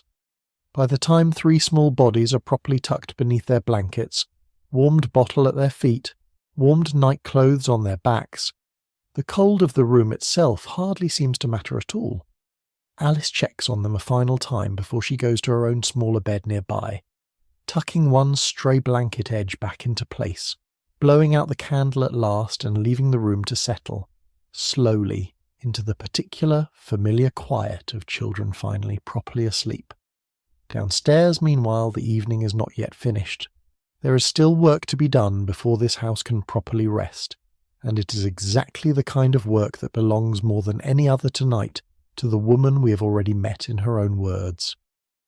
Let us move on, back down to the kitchen, to watch the very last of tonight's tasks begin. Downstairs, the kitchen has gone quieter still. William has settled deeper into his chair, eyes drifting toward closing themselves in the last warmth of the day. But the evening's work is not yet finished, and it falls, tonight as most nights, to hands that will be the last in this house to properly rest. By the door, where they were left hours ago, sit the boots, William's, dusty from his walk home. Perhaps a smaller pair belonging to Alice, scuffed from a day at play or at whatever small errand she was sent on. They cannot simply be left as they are. Morning in this house arrives early, and whoever needs to step out into it, William toward his office, Alice toward school or toward her own share of the day's errands, needs boots that are clean, properly blacked and ready without a moment's delay for the day ahead. This is exactly the kind of task Hannah Cullwick's own diary records again and again, plainly, without complaint, as simply one more piece of an evening's necessary work. Cleaned 3 pairs of boots, she wrote.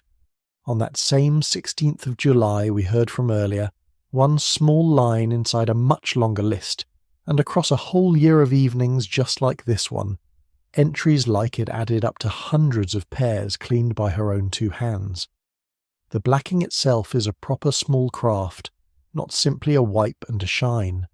A soft brush first to knock away the day's dust and dried mud. Then the blacking paste itself, worked into the leather with a stiffer brush, patiently, evenly, into every crease and seam. Then, last of all, a final brush, softer again, drawn back and forth until the leather takes on something close to a proper shine, dark and respectable, ready to carry its owner out into tomorrow looking exactly as this family always tries to look. Careful, presentable, never quite grand, but never anything less than properly kept either. It takes real time, done properly, and it takes it at the very end of a day that has already been full of other small tasks, one after another, since before dawn this same morning, and yet it is done every single evening without fail, because a family in this house's position cannot afford to step into the world looking anything less than respectable, and because the hands doing this work, whether they belong to a hired maid of all work or to a wife and daughter managing without one, have simply never known an evening that did not end this way. There is no bitterness in any of it, and there is no particular pride in it either, at least none that ever gets spoken aloud by anyone. It is simply what an evening quietly includes, the same way tea and the fire and the second, slower cup by the hearth are what every evening always includes. 3 pairs of boots tonight. 3 more, almost certainly, tomorrow. Hundreds, across a year, cleaned by hands that will very likely never be thanked for it in so many words, and that, quietly, carry on doing it anyway. The last boot is set down beside the others, in a neat row by the door, ready.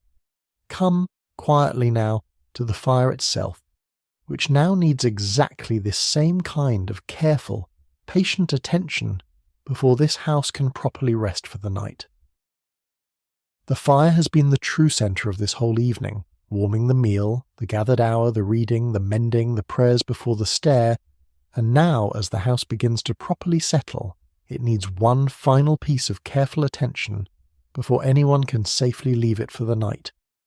Left entirely alone, an ordinary coal fire burns down to nothing within a few hours, and a house that wakes to a cold, dead grate has to start the whole business of lighting a fire completely from scratch, a slower, costlier undertaking than anyone in this household would choose if there were a better way. There is a better way, and it is the same patient method we watched earlier tonight, applied now for an entirely different purpose.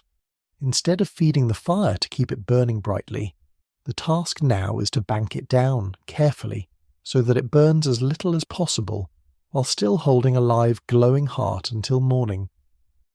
Ash and a little slack, the fine, dusty coal too small to burn well on its own, are laid gently over the fire's glowing centre, not smothering it entirely, only slowing it, the way a blanket slows the loss of heat from a sleeping body without stopping that body from breathing. Done correctly, this same low fire that warmed the whole family's evening will still be alive, faintly, at the very bottom of its bank of ash, when someone comes to it again at first light, needing only to be raked back open and fed a little fresh fuel to spring back into a proper flame. This is the same careful economy we watched at the very start of the evening, when the fire was first built up for the family's return and the 2 moments answer each other neatly. One fire, banked low all afternoon while the house stood mostly empty, was built up for the evening the moment someone came home who needed it. That same fire, having warmed an entire evening's worth of ordinary happiness, is banked low again now for the night, ready to be built up once more the moment morning calls for it. One fire, banked low, is holding the whole house till morning, exactly as it has held it every night before this one, and will hold it every night after. Whoever tends to it tonight, kneeling at the hearth the way Sarah knelt hours ago to first build it up, does the work with the same quiet, practised care, because a fire banked carelessly is a fire that either goes out entirely, wasting tomorrow's whole relighting effort, or worse, is banked so thoughtlessly that it becomes a genuine danger to a sleeping house. Neither outcome is acceptable, and so the work is done properly, the way it is done every single night, ash laid just so, the fire's glowing heart left just visible enough to know it is still, faithfully, alive. The room grows dimmer as the fire settles under its blanket of ash, the last of its light thinning to a faint, steady red glow low in the grate. Everything else in the room has already gone quiet around it. Chairs empty now, the lamp soon to be turned low itself, the whole evening's warmth gathering itself down into this one small, contained, patient point of heat. There is still one more task before this house can properly rest, and it waits at the very front of it, where the street outside meets the family's own small, secured world. It is time to go to the door itself and the quiet final act of shutting the night safely out. The last task at the front of the house is the simplest to describe and, in its own quiet way, one of the most important of the whole evening. The street door, the very one William came home through hours ago, needs to be properly secured before this house can rest. A hand tries the latch first, out of long habit more than real doubt, then draws the bolt across, top and bottom both if the door has two, the same solid, familiar sound this house makes every single night at roughly this hour. Somewhere further down the passage, the small back door leading out toward the yard and the privy gets exactly the same treatment, checked, bolted, left secure until morning. This is not done out of any particular fear. It is simply what a careful household does every night, without needing to think very hard about it. The same unremarkable diligence that goes into banking the fire correctly, or blacking 3 pairs of boots.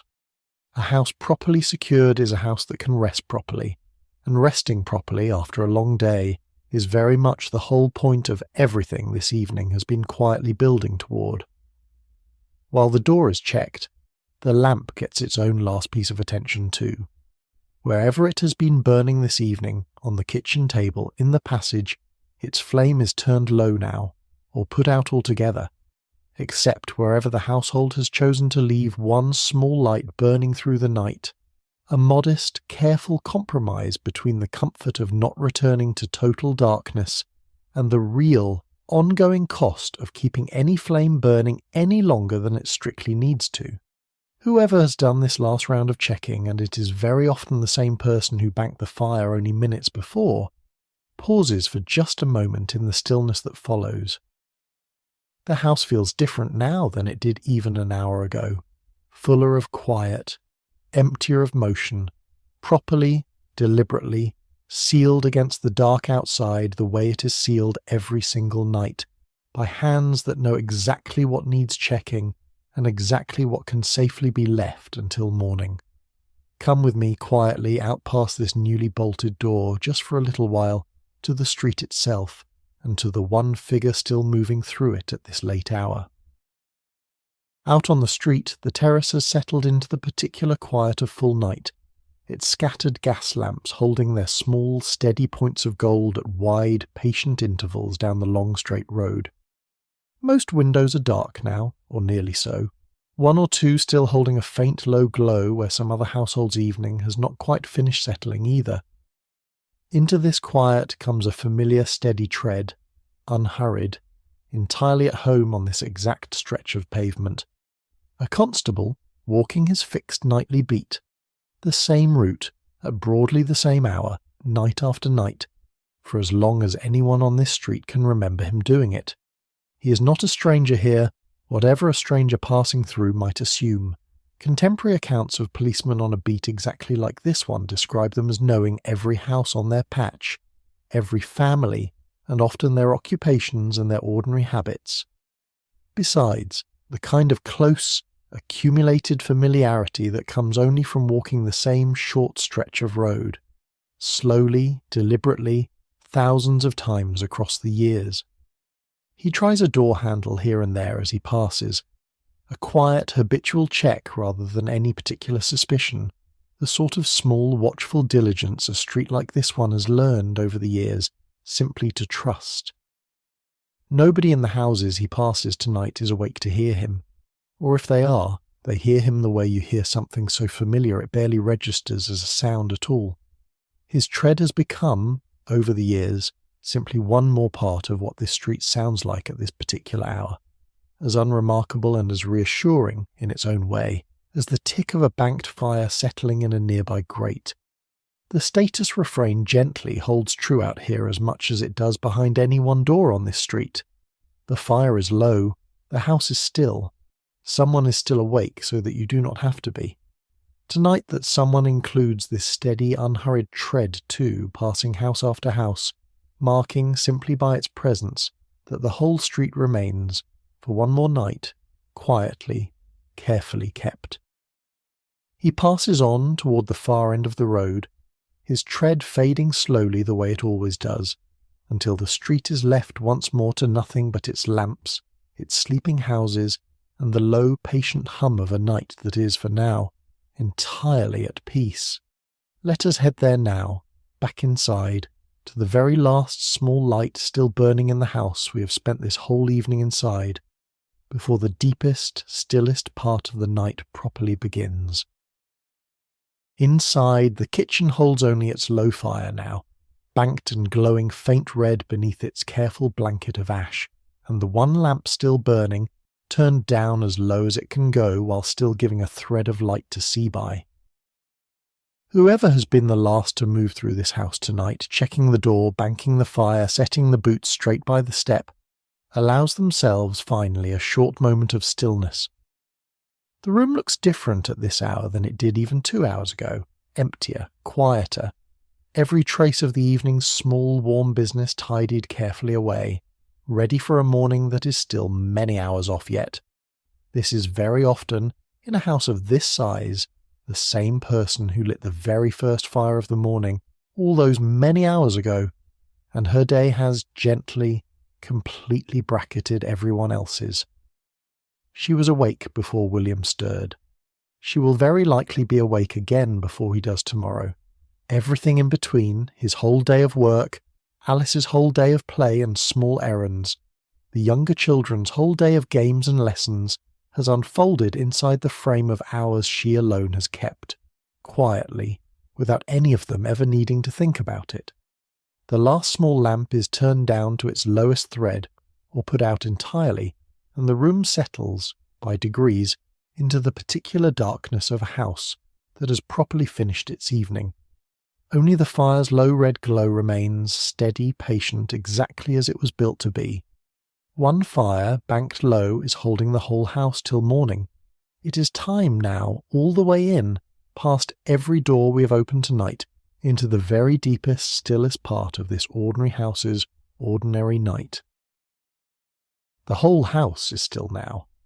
Upstairs, 3 small bodies sleep tangled together under a heavy weight of blankets, warmer, by now, than the cold room around them would ever let you guess. Down the passage, William and Sarah's own room holds its own quiet, its own steady breathing, its own small private stillness after a long, full day. Downstairs, the kitchen keeps its single point of warmth and light, low, red, patient, at the bottom of the grate. Everything else in the room sits in darkness now. The couch, the dresser, the covered sewing machine, the table where an entire evening's small rituals unfolded, one after another, meal and mending and prayer and boots, all of it folded now into stillness, waiting for morning to unfold it all over again. This is the hour this whole channel exists to sit inside. Not the busy hour, not the hour of arrival, or of tea, or of games by the lamp. But this one, quiet and complete, when an entire household's safety rests on nothing more elaborate than one small, correctly tended fire, and the ordinary, unremarkable trust that it will still be alive, faintly, come morning. If you are still with me at all, drifting somewhere between waking and asleep yourself, let this be the room you rest inside for a while. The fire is low, the house is still, someone is still awake, so that you do not have to be. You do not need to hold on to any of this. If you drift now entirely, this fire will keep burning exactly as it is, low and steady and patient, whether you're here to watch it or not. Outside, beyond the one dark window, the street holds its own version of this same stillness, lamp after lamp standing its own small, patient watch. Down the long, straight road, the occasional distant tread of the constable, somewhere further off now, fading in and out of hearing the way a familiar sound does when sleep is close. Nothing at all in this whole house needs anything more from anyone right now, not one single thing. Every task has been done, every door has been checked, every fire in every grate that was lit tonight has been banked exactly as carefully as it needed to be. There is nothing left to do here except rest, and the house, in its own quiet way, is doing exactly that. Let us go there now, gently, back through each of the rooms we visited earlier tonight to see just briefly how each one holds itself through these deepest, stillest hours. Come with me, quietly, back through the house one more time, now that everyone in it is asleep, or very nearly so. The parlour first, that cold, proud little room kept for best. It holds exactly the same stillness now that it held hours ago, its fire unlit, its good chairs empty, its small ornaments on the mantel keeping their own silent watch in the dark. Nothing about it has changed at all tonight, and nothing about it needs to. It was never meant to be warm this evening. It was only ever meant to wait patiently for whatever occasion eventually calls it back into use. The kitchen next, warmer by far, its low fire the only light left burning anywhere in the house. The couch sits empty now, the rag rug in front of the grate holding, if you looked closely, the faint remembered shape of a child who spent much of the evening curled there watching the flames. The table, scrubbed and bare, waits for tomorrow's breakfast the way it has waited every night this family has owned it. Down the 2 steps at the back the scullery holds its own particular kind of quiet, colder than anywhere else in the house, its single brass tap silent now, its plates stacked and dry on their wooden rack, ready for a morning that will, before very long, ask them to be filled and used and washed all over again. And upstairs, at the very top of that narrow boxed-in stair, 2 small rooms hold the whole of this family's sleeping. Warmth, gathered close under shared blankets, in a house whose only real source of heat lies 2 floors and a whole flight of stairs away. It should not work, you might think, and yet it does, the way it works in 10,000 houses just like this one tonight, because warmth, kept close enough, shared generously enough, always finds a way to be enough. Every room in this house is holding exactly the version of stillness it was always going to hold tonight. Cold where cold has always lived, warm where warmth has always been kept, and underneath every single one of them, one fire banked low, quietly, faithfully doing the one thing this whole house depends on it for. Come with me now up into the coldest corner of this house to meet once more the woman whose whole working life belonged to rooms exactly like these.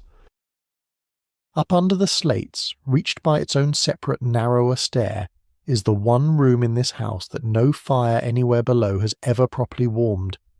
This is the attic room, and in a household that keeps a servant at all, it belongs to her alone.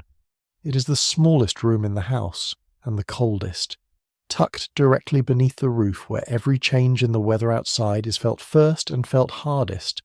Too cold in winter, too warm in the depths of summer, and always in every season the last room anyone thinks to spend money warming. It holds a narrow bed, a small chest for whatever few belongings its occupant owns, and very little else besides. We have already spent a good part of tonight with a woman who knew a room exactly like this one better than any other space in the houses she served. Hannah Cullwick's own diary tells us, in her own plain hand, what an evening like this one genuinely cost her. To bed at 11, she wrote, on that same 16th of July. To bed at 10 o'clock, she wrote, on an evening in October when her day had included cleaning an entire chimney and grate besides all her usual work. 10 o'clock, 11 o'clock. Sit with those hours for a moment and compare them, gently to everyone else in the house we have spent tonight inside. William, asleep by now for some while. Sarah, likely asleep herself, or very close to it. The children, tucked warm under their shared blankets, gone for hours already. And somewhere above them all, in the coldest room in the whole house, the last candle of the night finally goes out, hours after everyone else's, because the very last task on a very long list has only just, at this hour, been properly finished. This is not told to you tonight as a grievance, and Hannah Cullwick herself never once wrote it as one. It is told to you as a simple, documented fact, because it is true, and because understanding it properly is the whole reason this particular kind of house deserves the same close, careful attention this channel gives to any castle or great hall. The comfort you have felt throughout this whole evening, the fire, the tea, the gathered hour, the warm shared beds, was real.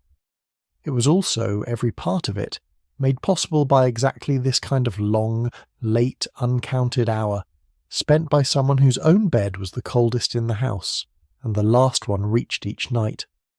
Hundreds of pairs of boots a year, chimneys cleaned black with soot, fires lit before dawn, and banked again after dark.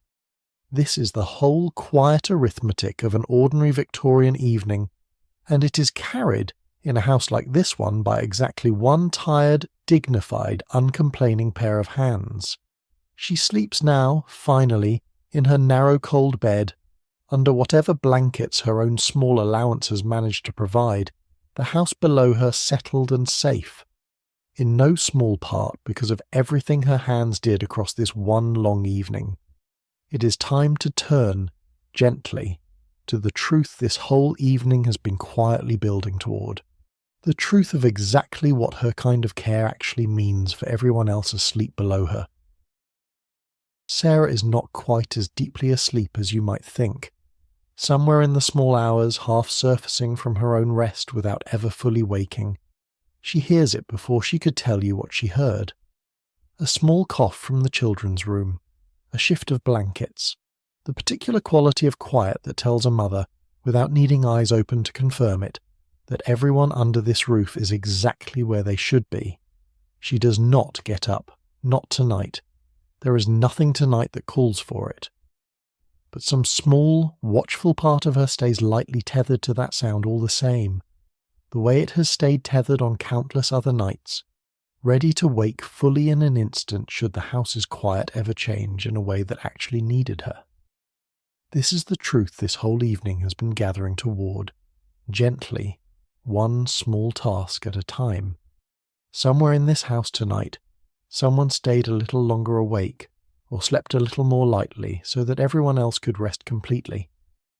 It was Sarah, kneeling at the hearth to build the evening's first fire. It was the household's maid of all work, or Sarah again in her place, washing plates in a cold scullery while the rest of the family sat warm by the fire. It was Hannah Cullwick, in her own real, documented life, blacking 3 pairs of boots and cleaning an entire chimney, before finally, at 10 or 11 o'clock, allowing herself to rest. It is Sarah again right now, half asleep and half listening, holding this whole quiet house together simply by staying a little more attentive than sleep strictly requires. None of this is spoken about, in this house or in any house like it. Nobody sits down at the table and announces the hours they kept so that someone else could sleep undisturbed.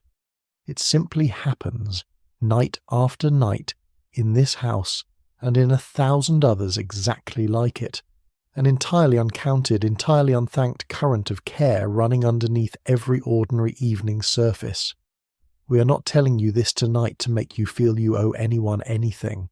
That is not what this hour is for. We are telling you because it is true, and because it deserves, at least once, to be said plainly, out loud, to somebody. Someone kept this house's night.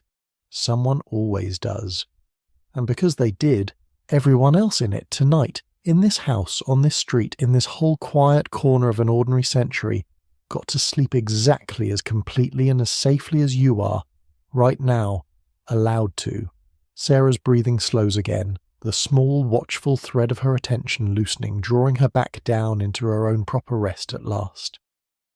The house holds its stillness around her, undisturbed, uninterrupted, exactly as it was built every evening by hands like hers to be. We turn there now gently to what of this whole small, ordinary world still remains, even now, all these years later, for us to find. Houses very like this one still stand today, in towns and cities across the whole of England, their narrow brick fronts, their small sash windows, their back additions where a scullery like this one once stood, still perfectly readable to anyone who knows to look for them on an ordinary street. Some of them have been altered almost beyond recognition inside, their fires replaced long ago, their sculleries knocked through into modern kitchens, their cold parlours turned, at last, into rooms that are lived in every single day rather than kept back for best. Others still hold, tucked away in some corner, a trace of the world we have spent tonight inside, an old grate, a boxed-in stair, a narrow attic room under the slates that nobody has quite got around to converting into anything else. And somewhere, in an archive, carefully preserved, sit 17 volumes of a diary written by a woman named Hannah Cullwick. Her own handwriting, her own plain, unhurried account of thousands of evenings exactly like the one we have spent together tonight. That she wrote any of it down at all is remarkable. That it survived and can still be read today, in her own words, by anyone who wishes to find it, means that a life like hers, so often entirely unrecorded, so often assumed too ordinary to be worth remembering, has not, after all, been lost to us. Something else survives too, quieter than any building, older than any diary, the words themselves. This family tonight called their evening meal tea, and so, in one form or another, do we still, whenever we reach for a cup at the end of a long day, still without quite thinking about why. We still say a good cup of tea is exactly what is wanted after a hard day. The same small comfort this house reached for tonight, offered in almost exactly the same words. Somewhere, tonight, in some house not so very different from this one, someone is banking a fire down for the night, exactly the way Sarah did hours ago, using, very likely, almost exactly the same careful, unhurried method. None of this is ever spoken about out loud by anyone actually living inside it. It does not need to be. It survives anyway, quietly, in bricks, in handwriting, in the ordinary word still sitting, unremarked, in the listener's own mouth tonight. One fire, banked low, held this house till morning. It has done so, in one form or another, in one small brick terrace or another, for longer than anyone left alive could properly count, and it is doing so again, somewhere, tonight, while you listen. We go there now, gently, all the way back to the room where this whole evening began, to see it, one last time, exactly as it is, before we say good night. Before we go back inside for the last time tonight, let us stay out here a little longer, on this quiet, sleeping street, and let the lens widen just a little, gently, the way it sometimes does at this hour, when there is nowhere urgent left to be. This one small house is simply one among thousands, built to almost exactly this same plan, in almost exactly this same period, across nearly every town in England that had a railway line running through it, or a factory drawing workers in from the countryside, or simply a growing need for somewhere modest and respectable for a clerk, a tradesman, a skilled labourer to bring his family home to.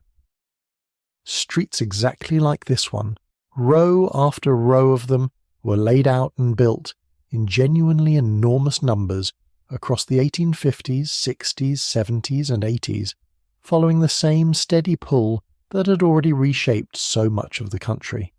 People leaving the land, people arriving in the towns, people needing more than almost anything else somewhere plain, sound and affordable to call home.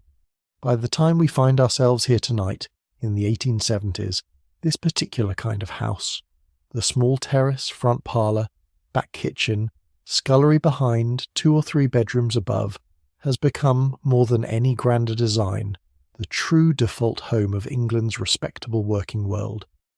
It is the ordinary house of the clerk, the skilled tradesman, the better paid labourer, never once the house of the truly wealthy, the enormous steady middle layer of English life that neither struggles at the very bottom nor rests easily near the very top, but simply gets on, week after week, with the careful, dignified work of keeping a household running. Walk this street in daylight, and you would see the small signs of that dignity everywhere. Front steps scrubbed pale, the way this family's own step is scrubbed, though nobody grand is ever likely to climb it. Brass knockers kept polished, curtains kept clean and properly hung, small gardens or window boxes tended where there is room for either. None of it costs very much. All of it matters enormously, because in a world where nobody in this street has very much to spare, the small visible care a family takes of its own little patch of it says something real about who they are and what they intend to remain. Fuel, light and water were none of them simply given to a house like this one. Coal had to be bought, weighed and carried in by the hundredweight, exactly the way we watched Sarah manage hers earlier tonight. Water had to be drawn, in most of these houses, from a single tap that was the entire supply for the whole household. Light, whether gas, oil or candle, had to be paid for and rationed with real, constant care. None of this was considered a hardship exactly. It was simply understood by everyone on this street as the ordinary condition of an ordinary life, managed carefully, week after week, by people who had never known it any other way, and had mostly made a kind of quiet peace with it. The seasons change what this street feels like, though its shape and its habits stay much the same. In summer, doors stand open longer into the evening, and the fire, built up only enough to cook, burns lower and later into the dark. In winter, and it is winter now, or close enough to it, the fire is the whole evening centre from the very first hour, and every blanket in every house gets called into use, layered thick over beds exactly like the one we watched Alice's younger brothers and sisters climb into earlier tonight. The candle burns down a little faster on a long winter's evening, and the coal scuttle empties a little sooner, and every household on this street knows, without needing to check any calendar, exactly how much harder its own small economy has to work to keep a family warm through the darkest months. And yet, even in the depths of winter, on the coldest night this street has seen in weeks, what you would find behind door after door after door is not misery. It is exactly what we have spent this whole evening watching inside one particular house. A fire, carefully kept, a meal, modest but sufficient, a family gathered close, making the very most of what warmth and light it can afford. Multiply that one small, warm, ordinary scene by every lit window on this street, and you begin to understand something genuinely remarkable about an era so often remembered, in broader histories, only for its hardship. Alongside every real difficulty this world held, and there were real difficulties, there was also this. An entire nation of small, careful, deeply loved households, each one holding its own private evening together, night after night, out of very little more than a fire, a lamp, and the patient, practised hands that kept both of them going. That is the wider street this one house belongs to tonight, and it is a good thing to carry gently with you as we go back inside for the very last time this evening, to the one warm room where it all began. Let us come back inside now, gently, into the warm dark of the house, and rest a while on one small simple thing this whole evening has quietly depended on, from its very first hour to its last. Warmth held close, by whatever means a modest household can manage, against a world that is, beyond its walls, reliably cold. Every piece of cloth in this house has been chosen, in its own small way, with warmth in mind. The woolen flannel worn close to the skin under a working man's ordinary clothes, the shawl kept folded over the back of a chair by the fire, ready for whoever feels the first edge of a chill and reaches for it without needing to ask, the stockings and the boots set to dry by the fender every single evening, so that no one in this house ever has to start a day with cold, damp feet.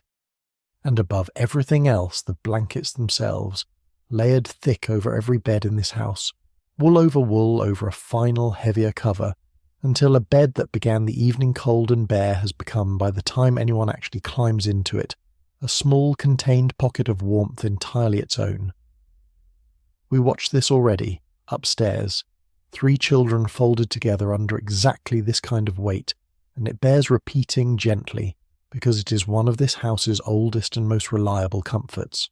Cloth, layered carefully, patiently, generously, thoughtfully, holds real warmth in, the way a bank of ash holds a fire's heat through a long night, and a house that understands that thoroughly, the way this one does, need never feel as cold as its bare walls and single small fire might otherwise suggest.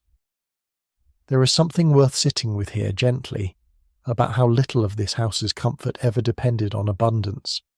This family does not have very much cloth to spare, and what it has is patched and mended and made over from one child to the next as each one grows, the very same treadle machine that stayed quiet earlier tonight, having done exactly this kind of work on countless other evenings, and yet, layered correctly, chosen carefully, warmed at the right moment by the right small trick.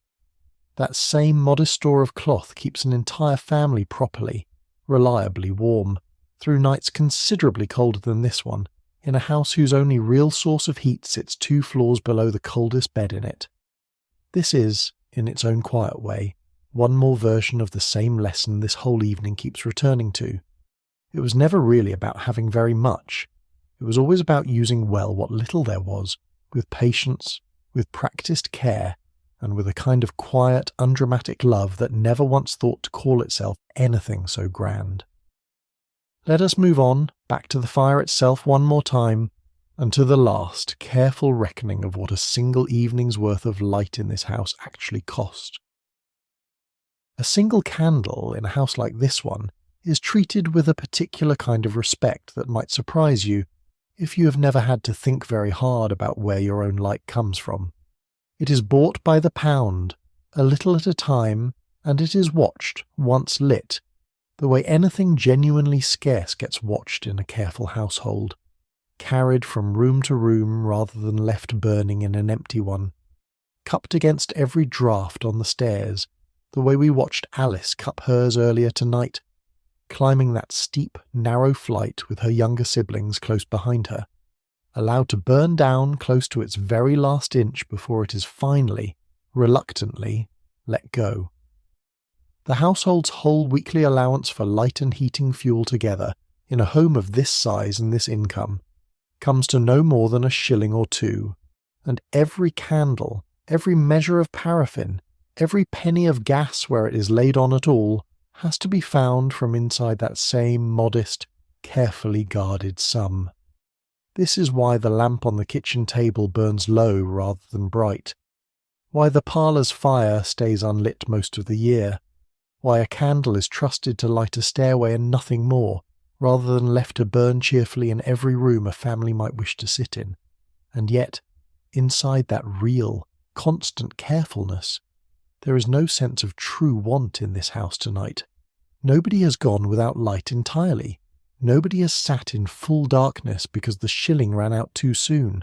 The household's whole small economy of light, gas jet, oil lamp, single guarded candle has stretched exactly as it always does, to cover every genuine need this evening actually held: the meal, the reading, the mending, the stair, the last careful check of the door. It has simply never been asked to stretch any further than that, because nobody in this house has ever expected it to. There is a particular gentle wonder worth holding on to here, if you have the room left in you tonight to hold it. A flame no brighter, by our own modern measure, than a small bedside bulb carried carefully from room to room has been enough all evening to light an entire family's whole shared life. Enough to read a newspaper by, enough to mend a sock by, enough to find a stair, a bed, a door safely in the dark by. It never needed to be any brighter than that, because the people living by it never once imagined it should be. Come, quietly, now, gently, toward the last hours of this night, and the first faint signs, still many hours off yet, of the morning this whole house is quietly, patiently waiting for. Somewhere in the deepest, stillest reach of the night, long after the last candle has gone out and the last footstep on the stair has faded into silence, this house begins, very slowly, almost imperceptibly, to turn toward morning. Nothing changes yet, not really. The fire holds its low red heart beneath its careful bank of ash, exactly as it has held it for hours now, exactly as it will go on holding it for hours more. The children sleep on, tangled warm under their shared blankets. William and Sarah sleep on too, in their own quiet room, the whole house settled into the kind of deep, undisturbed stillness that only comes in the very middle hours of a long winter night. And yet, somewhere in that stillness, the night has already begun its long, unhurried turn. The hours that have passed since the door was bolted and the fire banked down are already outnumbered now by the hours still left before anyone in this house needs to rise. Soon enough, though not yet, not for a good while yet, someone will stir first, the way someone always does in a house like this one, and the whole patient cycle we watched unfold across this evening will simply begin again in reverse. The fire raked open, the kettle filled, the boots blacked and waiting by the door finally called into use. But that is still hours away, and there is no need tonight to rush toward it.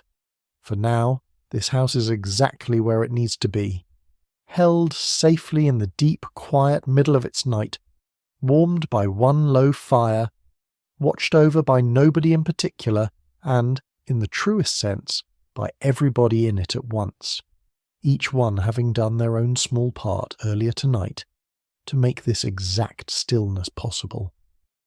If you are still here with me at all, I suspect you are very close to sleep yourself now, and that is exactly as it should be.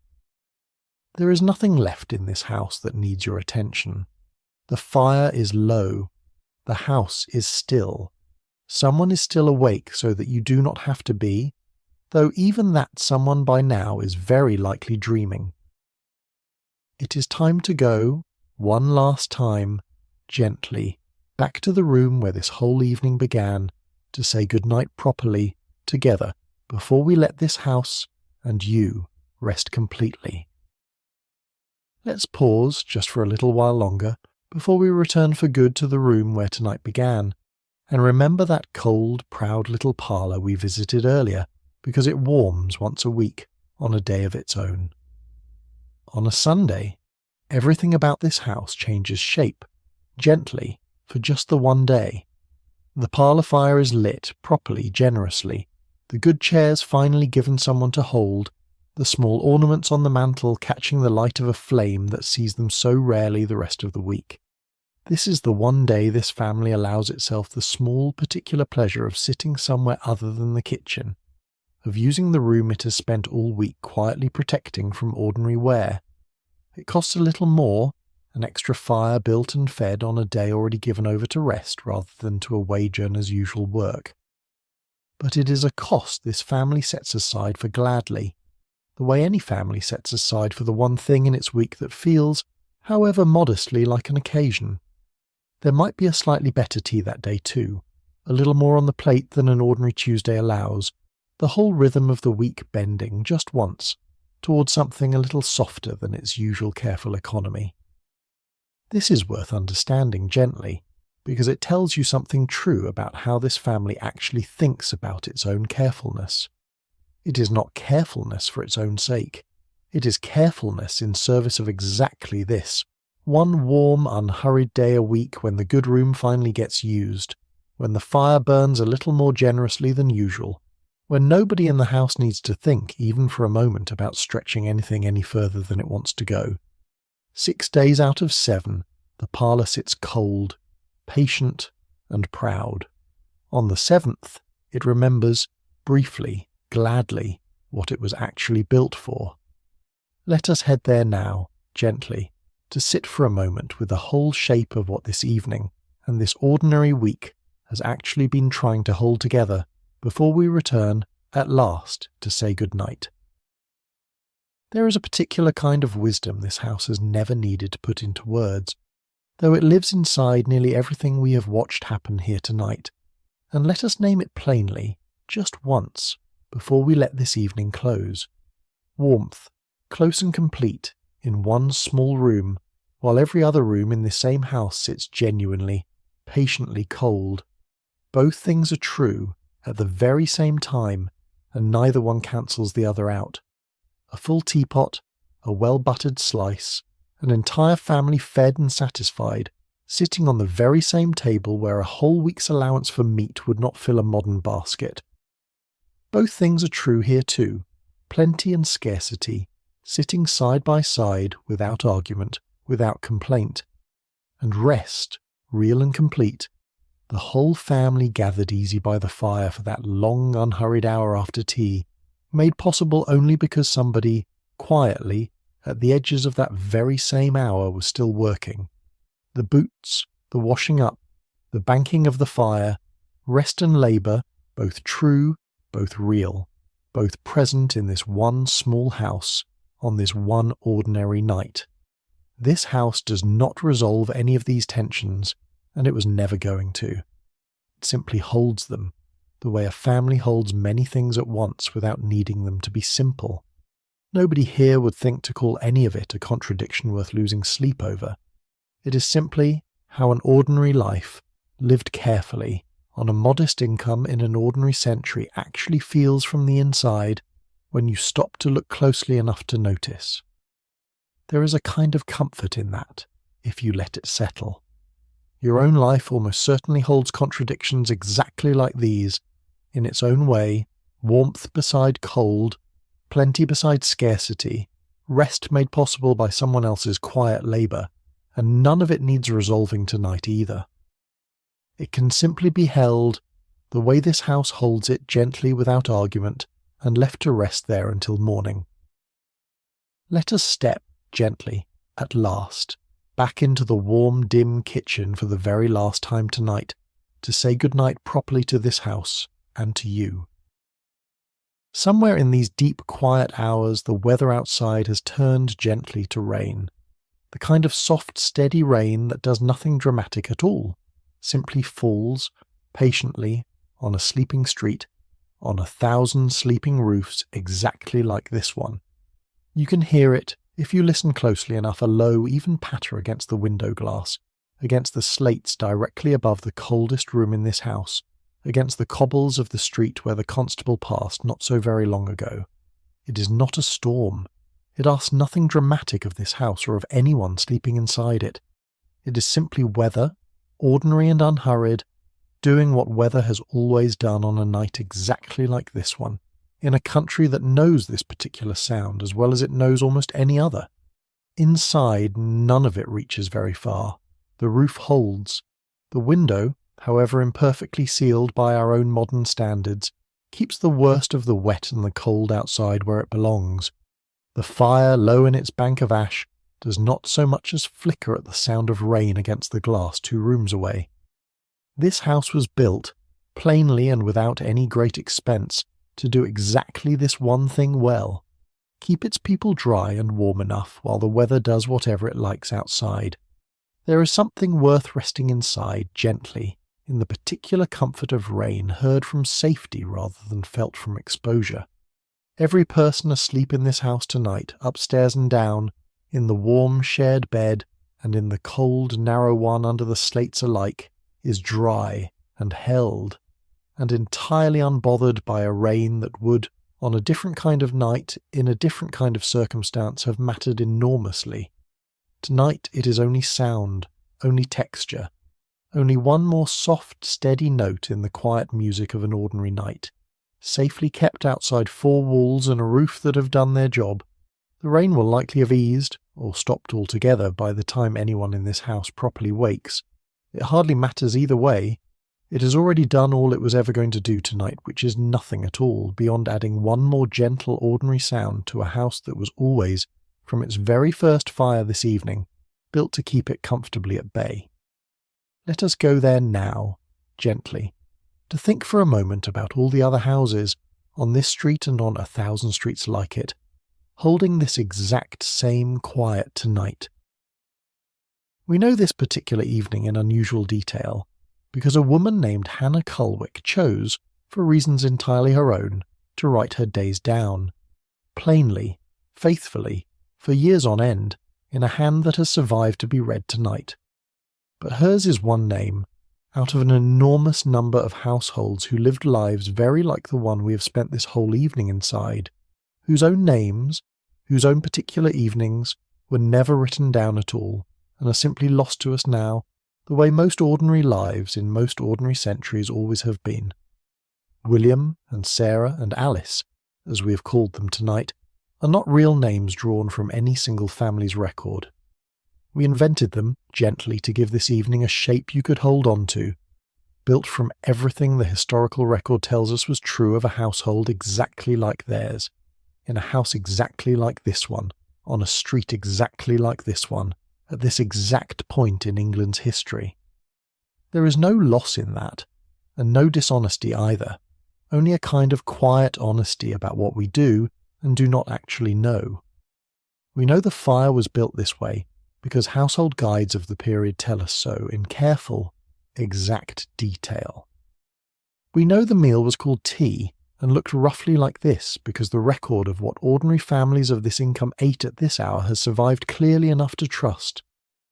We know a single tap, a single lamp, a single carefully guarded shilling or two shaped this household's whole evening, because that arithmetic too has come down to us, plainly, in the accounts the era itself kept. And we know, above everything else, exactly what an evening like this genuinely cost the woman who kept it running, because Hannah Cullwick told us herself, in her own hand, in words that have needed no invention at all. So when you picture William easing into his chair tonight, or Sarah bent at the hearth, or Alice curled watching the fire, you are not picturing anyone in particular, and you are at the very same time picturing someone entirely real. You are picturing the shape 100,000 ordinary evenings actually took, across 100,000 ordinary houses, most of whose names we will simply never know, and all of whose warmth, all of whose careful, patient, loving keeping of an ordinary night was every bit as real as anything written down, come now at last back to the one house we have chosen to spend tonight inside, to say good night to it properly, and to you. Think for a moment about the whole shape of a winter in a house like this one, not just this one evening, but the long cold stretch of months this evening sits inside. Every one of the small economies we have watched tonight, the carefully laid fire, the guarded candle, the layered blankets, the flat iron warmed an hour before bed, is not simply a habit for one particular night. It is a discipline this household keeps up, evening after evening, for months on end, from the first properly cold night of autumn through to the last reluctant frost of spring. Multiply tonight's careful shilling or two, spent on coal and light, across every week of a long English winter, and you begin to understand just how much of this family's whole yearly effort goes into nothing more glamorous than simply staying warm. And yet, across all those months, across all those carefully managed evenings, this is not a household that thinks of itself as struggling against the cold. It thinks of itself, if it thinks of the matter at all, as simply doing what every sensible household on this street does, every winter without exception. The fire is built the same careful way in December as it was tonight. The blankets come out in exactly the same order, layer by layer, on the coldest night of January as on this ordinary night we have spent here. There is a kind of quiet mastery in that, a whole season's worth of hardship met every single evening, with nothing more dramatic than the same small, patient, practiced routines we have watched unfold tonight, over and over, until winter itself begins, at last, to loosen its grip and spring returns. By the time it does, this house will have burned its way through a genuinely significant weight of coal, worn down a good many candles to their very last inch, and asked its one small fire to hold an entire family safely warm through months of exactly the kind of careful, unhurried evening we have spent watching tonight. And it will have done so, as it always does, without any particular fuss, because a house that has learned to keep a winter properly has learned, in the truest sense, one of the oldest and most necessary skills any household anywhere has ever needed to master. Come with me now, gently, into the very last stretch of this particular night, before the coal fire and the whole quiet household around it begins its long, slow turn back toward another ordinary morning. There is a particular quality to the very last hour of a long winter night, quieter somehow than any of the hours that came before it, as though the whole dark world has settled as deeply as it is ever going to settle before it begins, reluctantly, to lighten again. This house holds that hour now, exactly the way it has held every hour since the door was bolted and the fire banked low. Nothing has changed. The children sleep on, warm under their shared weight of blankets. William and Sarah sleep on beside each other, their own long day fully behind them. And, up under the slates, in the coldest room this house has to offer, its youngest, most tired occupant sleeps on too, her own long list of evening tasks finished hours ago now. Her own rest, however brief, every bit as needed and every bit as deserved as anyone else's under this roof. Soon, though not yet, the first grey edge of morning will find its way past the shutters, and somewhere in this house someone will stir first, the way someone always does, and reach, almost before they are properly awake, for the fire that has been quietly waiting for exactly this moment all night long. The ash will be raked back. The low red heart beneath it, patient and unbroken, will catch again, quickly, the way a well-banked fire always does, and within a few minutes the whole slow, familiar cycle of another ordinary day will begin. But that is still to come, and there is no need, tonight, to rush toward it.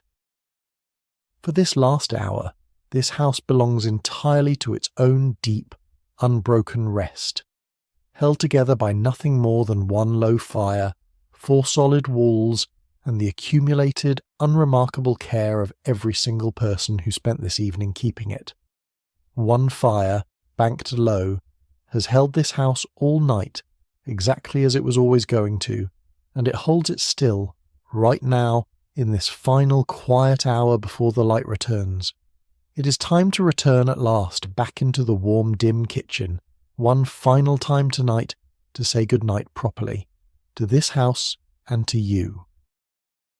Before we leave Hannah Cullwick for the last time tonight, it is worth wondering, gently, why a woman with so little spare time, so little spare energy, at the end of a day exactly like the one we have spent watching unfold tonight, would choose to spend any of it writing. She was not writing for anyone else.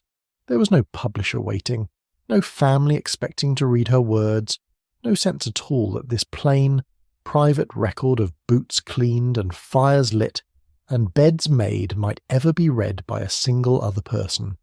She wrote, across 17 volumes and many years, simply because she chose to, evening after evening, often at the very end of a day, exactly as full as the one behind our own house tonight, picking up a pen after every other task on her long list had finally been finished. There is something worth holding on to in that choice, gently, whatever her own reasons for it truly were. In a world that considered a life like hers far too ordinary to be worth recording, she recorded it anyway, faithfully, for years, in her own plain words, at her own quiet insistence. Fires lit before dawn, boots blacked by the dozen, suppers taken late, at 8 o'clock, at 9, whenever the day's real work finally allowed it. Bed reached, more nights than not, well after everyone she served had long since gone to sleep.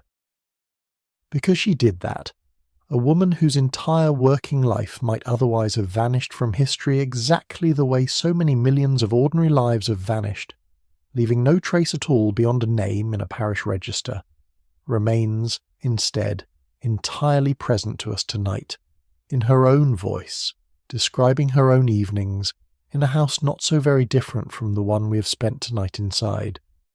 That is a remarkable inheritance, freely given, never intended as one, and it deserves a moment's quiet gratitude before we let her rest. Her diaries, spanning many years of exactly this kind of ordinary patient labour, have been preserved and can still be read today, still teaching us, more clearly than almost any other single source from this whole era, exactly what an ordinary evening like tonight's genuinely asked of the hands that kept it.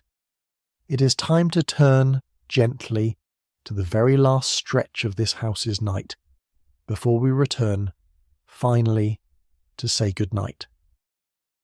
Somewhere ahead of this house, not yet arrived, but already, in its own quiet way, being prepared for, is the hour when someone will rise before anyone else, the way someone always does in a house like this one. It will very likely be early, well before William stirs, well before the children so much as shift beneath their heavy blankets.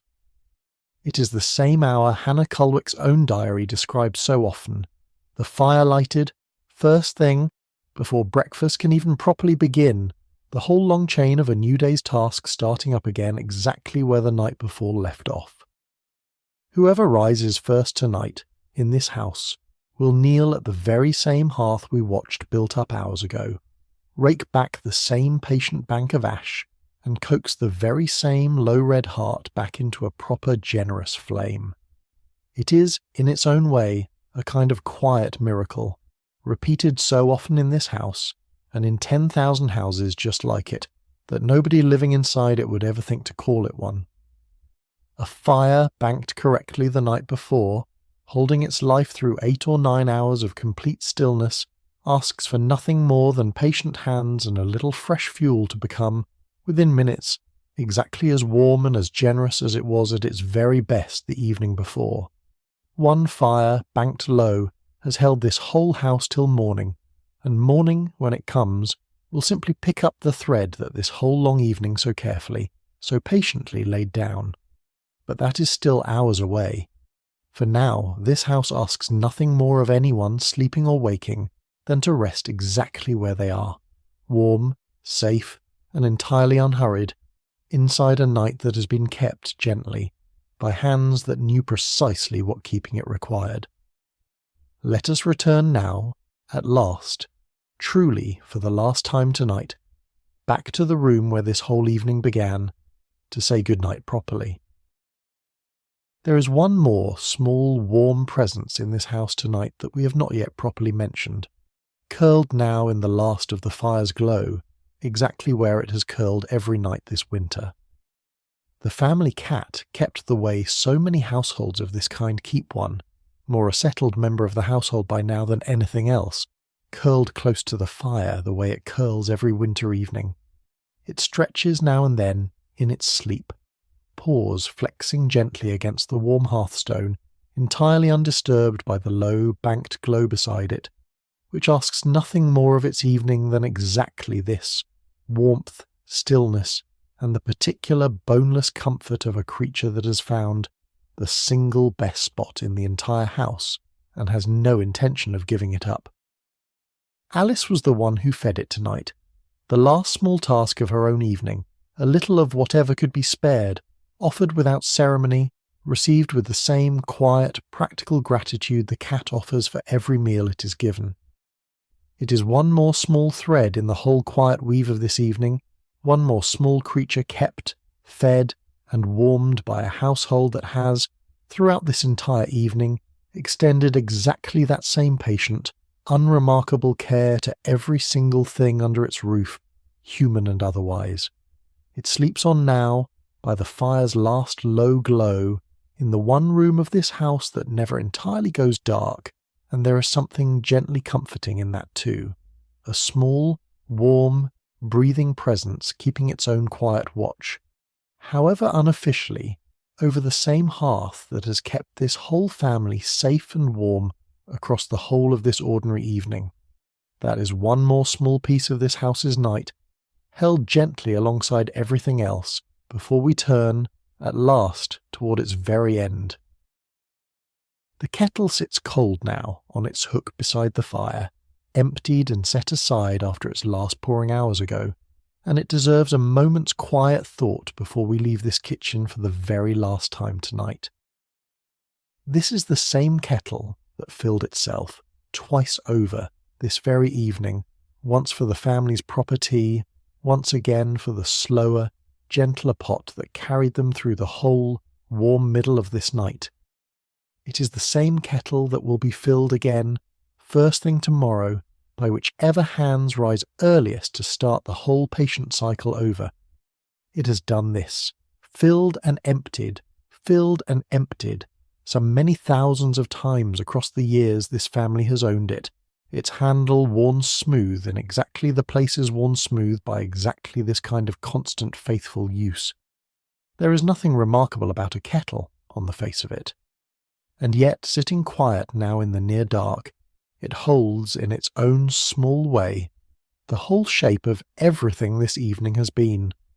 A cup of strong, sweet tea, held in both hands by the fire, has been this whole night's warmest, simplest comfort, offered freely, twice over, to a family that has very little else to spare, and it began every single time with exactly this ordinary object, filled at a single cold tap, warmed at a single patient fire, poured into cups that do not quite match and have never needed to.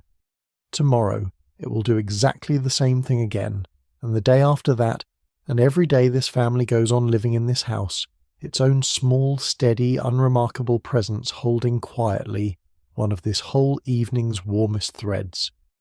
We will turn gently at last back to the fire itself, one final time tonight, to say good night properly to this house, and to you.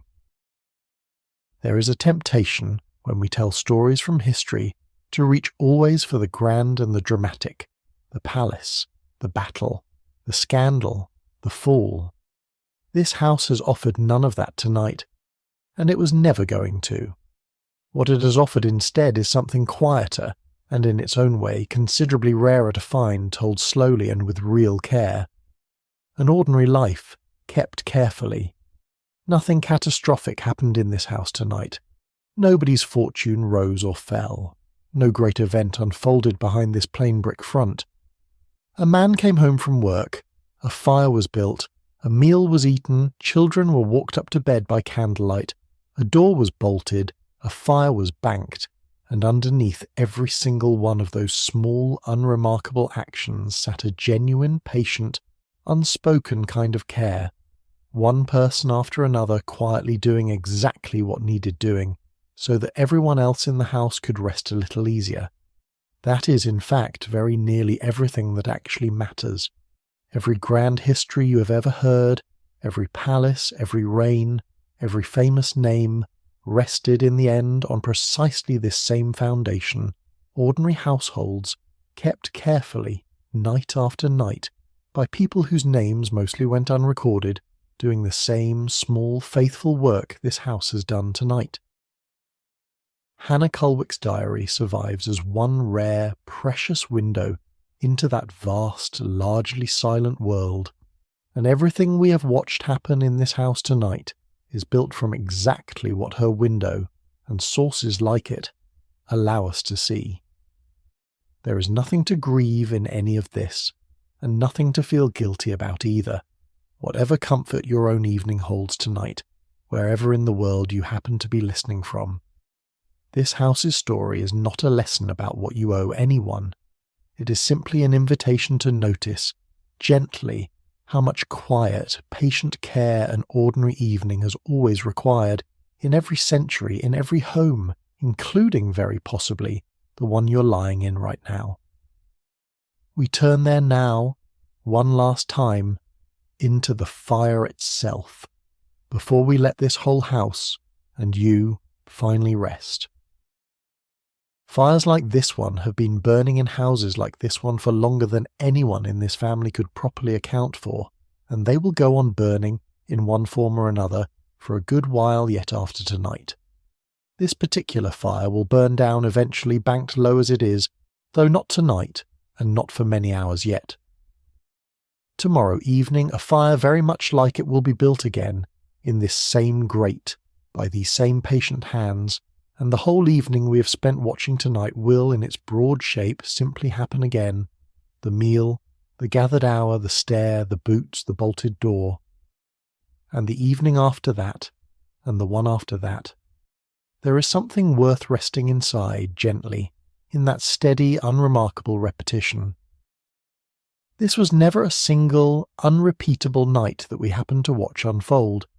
It is simply one ordinary example, chosen almost entirely at random, of a pattern this one house, and 10,000 other houses just like it, has already lived through many hundreds of times before, and will go on quietly living through it for just as long as anyone anywhere continues to need a warm room to come home to at the end of an ordinary tiring day. One fire, banked low and patient, is holding the whole house till morning. It has done so tonight. It did so last night too. It will do so again tomorrow night, and the night after that, and the one after that again. And somewhere in that steady, patient repetition sits one of the deepest, quietest comforts this whole evening has to offer. Nothing here needs to be extraordinary to be worth an entire evening's gentle attention. It only needs to be kept, carefully, faithfully, patiently, the way this house has been kept tonight, by hands that have never once thought to call their own quiet devotion anything remarkable at all. Let us turn there now, truly for the last time tonight, into the very last warmest moments of this house's evening before we say good night. If you could somehow rise just for a moment above this whole sleeping street tonight, high enough to see every rooftop at once, you would find, behind door after door after door, all down the long terrace, some version of exactly the same evening we have spent watching so closely and so carefully in this one particular house. Not identical, of course, not house for house. Some hold larger families, some smaller still. Some keep a servant, most on this particular street likely do not, managing instead the way Sarah and Alice have managed tonight, between them without any hired help at all. Some have a little more to spend on meat each week, some quite a bit less. But the shape of it, the fire built carefully at dusk, the meal called tea, the gathered hour afterward, the children walked up by candle, the door bolted, the fire banked, repeats itself with only small variations behind nearly every one of these plain brick fronts. There is a particular gentle kind of wonder in that, if you let yourself sit quietly inside it for just a moment longer. An entire street, an entire town, an entire country, really, spending the same ordinary evening in roughly the same careful, patient way, each household believing itself, in its own quiet way, to be simply getting on with its own private, unremarkable life, never once imagining that it is part of anything so large as a pattern repeated tonight, behind every lit window for miles in every direction. This is, in the very truest sense, exactly what this whole channel exists, quietly, to notice. Not the one dramatic life, but the many thousands upon thousands of quiet, careful, entirely sufficient ones, each one worth exactly the same close, patient, unhurried attention we have given to the one house we chose to visit tonight. Somewhere out there, right now, tonight, another Sarah is banking another low fire. Another Alice is watching another set of flames from another warm rag rug. Another Hannah Cullwick, whose real name we will very likely never know, is finishing another long list of evening tasks in another cold scullery before finally gratefully climbing another narrow stair to another well-earned bed. Come with me, quietly, gently, back into the one house we have chosen for its own sake, to spend this whole night inside for the very last time. We have spent this whole night inside a single evening, but let us pause gently to see how that one evening fits inside the whole ordinary shape of this family's day, because an evening like this one is never really separate from everything that came before it.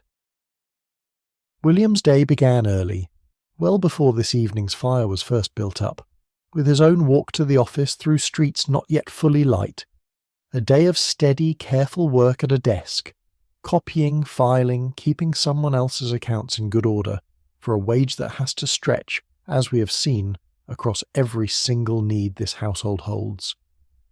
Sarah's day began earlier still, the fire lit, the household set in motion, breakfast managed, the day's small errands seen to, all of it long finished and largely forgotten by the time evening properly began. Alice's day held school, or errands, or both, the ordinary small business of a child growing steadily toward whatever her own adult life will eventually ask of her. And somewhere underneath all three of those separate days ran the same steady, uncounted thread we have watched all evening. Fires lit and tended, water carried, meals prepared, a household, quietly, continuously kept. This evening we have spent together is not an isolated pocket of warmth in an otherwise unremarkable day. It is the reward this whole day has been steadily working toward, the gathered hour every earlier hour of labour has, in its own way, been earning. Tomorrow the whole pattern begins again, largely unchanged, the same fire lit at the same early hour, the same walk to the same office, the same careful stretching of the same modest wage across the same long list of needs. There is no restlessness in that repetition, at least none that this house would ever think to name. It is simply what an ordinary life looks like, kept steadily, one day folding gently into the next, each one earning in its own quiet way an evening exactly like the one we have spent here tonight. Let us move on, gently, into the very last moments of this particular evening, before we let this whole ordinary well-kept day finally close. Remember as we come toward the end of this night, that the evening we have spent inside tonight is only one small slice of a much longer, steadier story, the story of how ordinary English households have kept their evenings in broadly this same shape across a very great many years. The particular details shift a little from decade to decade, the exact cost of a candle, the exact reach of gas piping down a given street, the exact fashion of a nightgown warmed at the fire before bed. But the underlying shape, a fire built with care, a meal shared close together, a household secured and settled before sleep, a fire banked to outlast the night, has held remarkably steady, evening after evening, across the whole span of this particular century, and a good many centuries before it besides. This house, on this ordinary street, in this ordinary year, is simply one clear, well-documented example of a pattern far older and far more widespread than any single family within it. Hold that thought gently as we finish here tonight, because it means the warmth we have spent this whole evening watching was never really unique to this one house at all. It belongs, in the truest sense, to nearly every ordinary household that has ever kept a fire, gathered a family close around it, and settled, carefully, into its own quiet version of exactly this same night. It is time now, truly at last, into the very final moments of this evening, to say good night properly, to this house, and to you. Across this whole evening, we have watched a single fire asked to do an enormous amount of quiet work, warm a family, cook a meal, dry a boot, heat a kettle twice over, and hold, faithfully, through an entire long night. The safety of everyone sleeping under this roof. Let us pause, gently, on what a fire like this actually asks in return for all of that. Not very much, as it happens. A little coal, carefully chosen and carefully fed. A little patient attention, morning and evening, from hands that know exactly how to lay it, feed it, and bank it down again. A little respect, the kind that keeps a fireguard close by where children play, that never leaves it entirely untended, that treats its warmth as the genuine, valuable thing it is rather than something to be wasted carelessly. In exchange for that small, steady attention, this fire has given this whole household an entire evening's worth of comfort, and it will go on giving exactly that, night after night, for as long as it continues to be tended with the same quiet care. There is a kind of relationship in that, however strange it might sound to describe a fire in such terms. This house and its fire have come to know each other, in their own way, across years of exactly this same careful tending. Sarah knows precisely how this particular grate likes to be laid. She knows exactly how much coal a night like tonight's genuinely needs, no more, no less. The fire, for its part, has never once failed her, not when it has been tended properly, not on a single night across all the years this family has depended on it. One fire, banked low, is holding the whole house till morning, exactly as it always does, in exchange for nothing more than the patient, practiced care it has received all evening from hands that never once thought of that care as anything more than simply what an evening required. We go there now into the very last quietest moments of this house's night, before we say good night together. There is a particular kind of comfort in a road not travelled, an errand not run, a choice this house simply did not have to make tonight, and let us rest on that a moment before we come, at last, to the very end of this long, quiet evening. Nobody in this house had to venture back out into the cold tonight once the door was bolted. Nobody had to walk any further than the passage, the kitchen, the scullery, the stair. Whatever this family needed this evening, warmth, food, light, company, it found entirely within its own four walls gathered close around one fire, drawn from one modest, carefully managed store of coal and oil and bread and tea.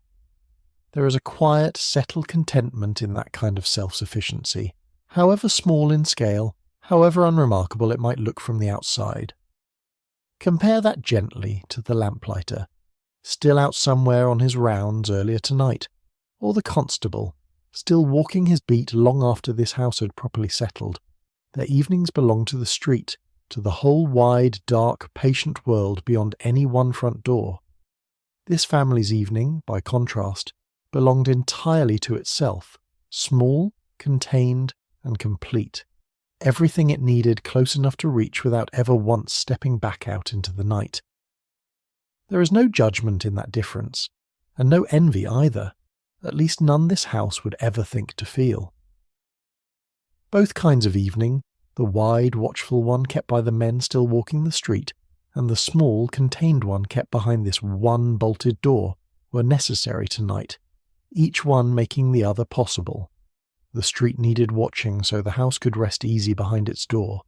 The house needed keeping so that its light, however small, remained one more point of warmth for the lamplighter and the constable both to pass, gently, on their own long rounds. Come quietly now, gently into the very last warmest thoughts this evening has left to offer, before we finally say good night. Think back for a moment over everything this evening has actually shown you, and notice how very small each individual act of it truly was. A fire laid a particular way, a kettle filled and carried, a boot blacked with a soft brush and a little patience, a blanket tucked in firmly at the edges, a door checked twice rather than once. None of these actions, taken alone, would ever be called remarkable by anyone who performed them, and yet, taken together, stacked one on top of another across a single ordinary evening, they add up to something genuinely significant.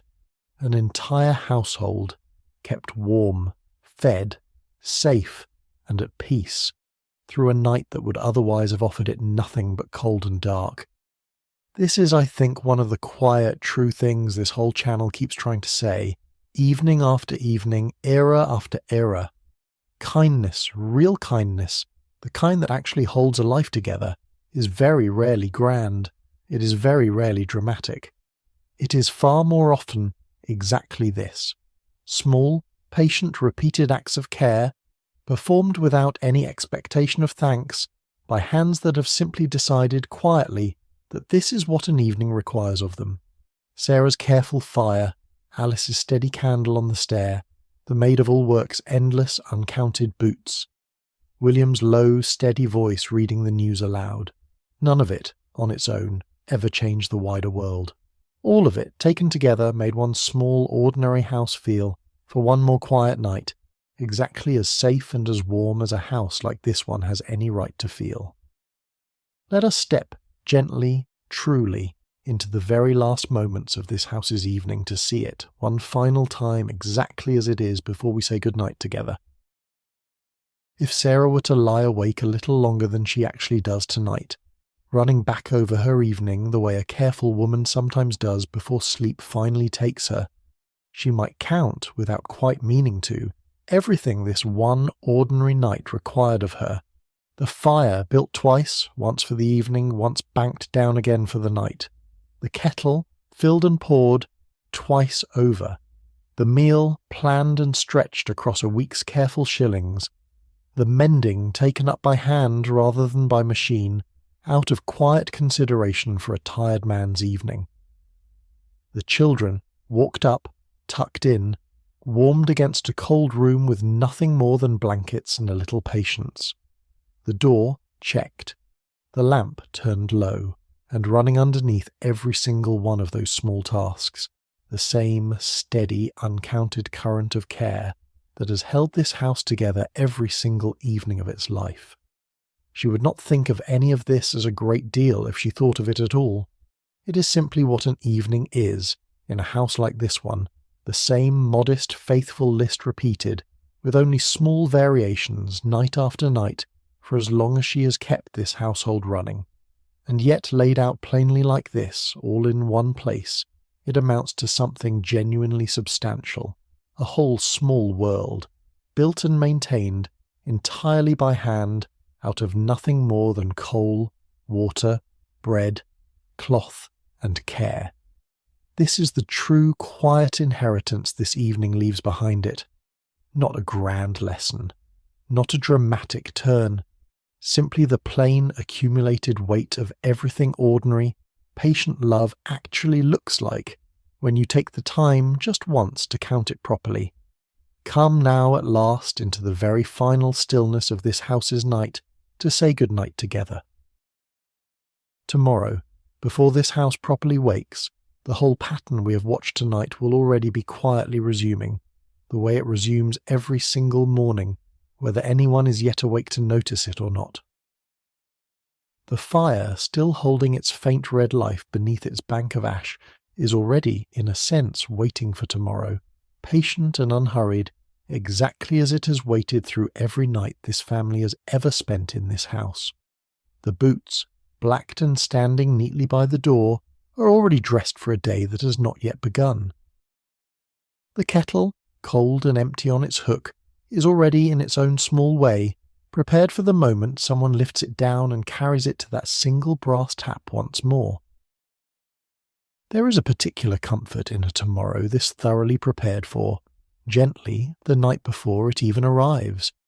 Nothing about this house has been left to chance. Every small task tonight, right down to the very last one, was performed with tomorrow in mind. Boots blacked so a day could begin looking presentable, a fire banked so a day could begin warm, a door bolted so a night could pass safely enough for a day to begin at all. This whole evening in the truest sense has been one long, patient act of care extended forward, from the family that lived it tonight toward the same family, slightly rested, slightly renewed, who will wake into it tomorrow.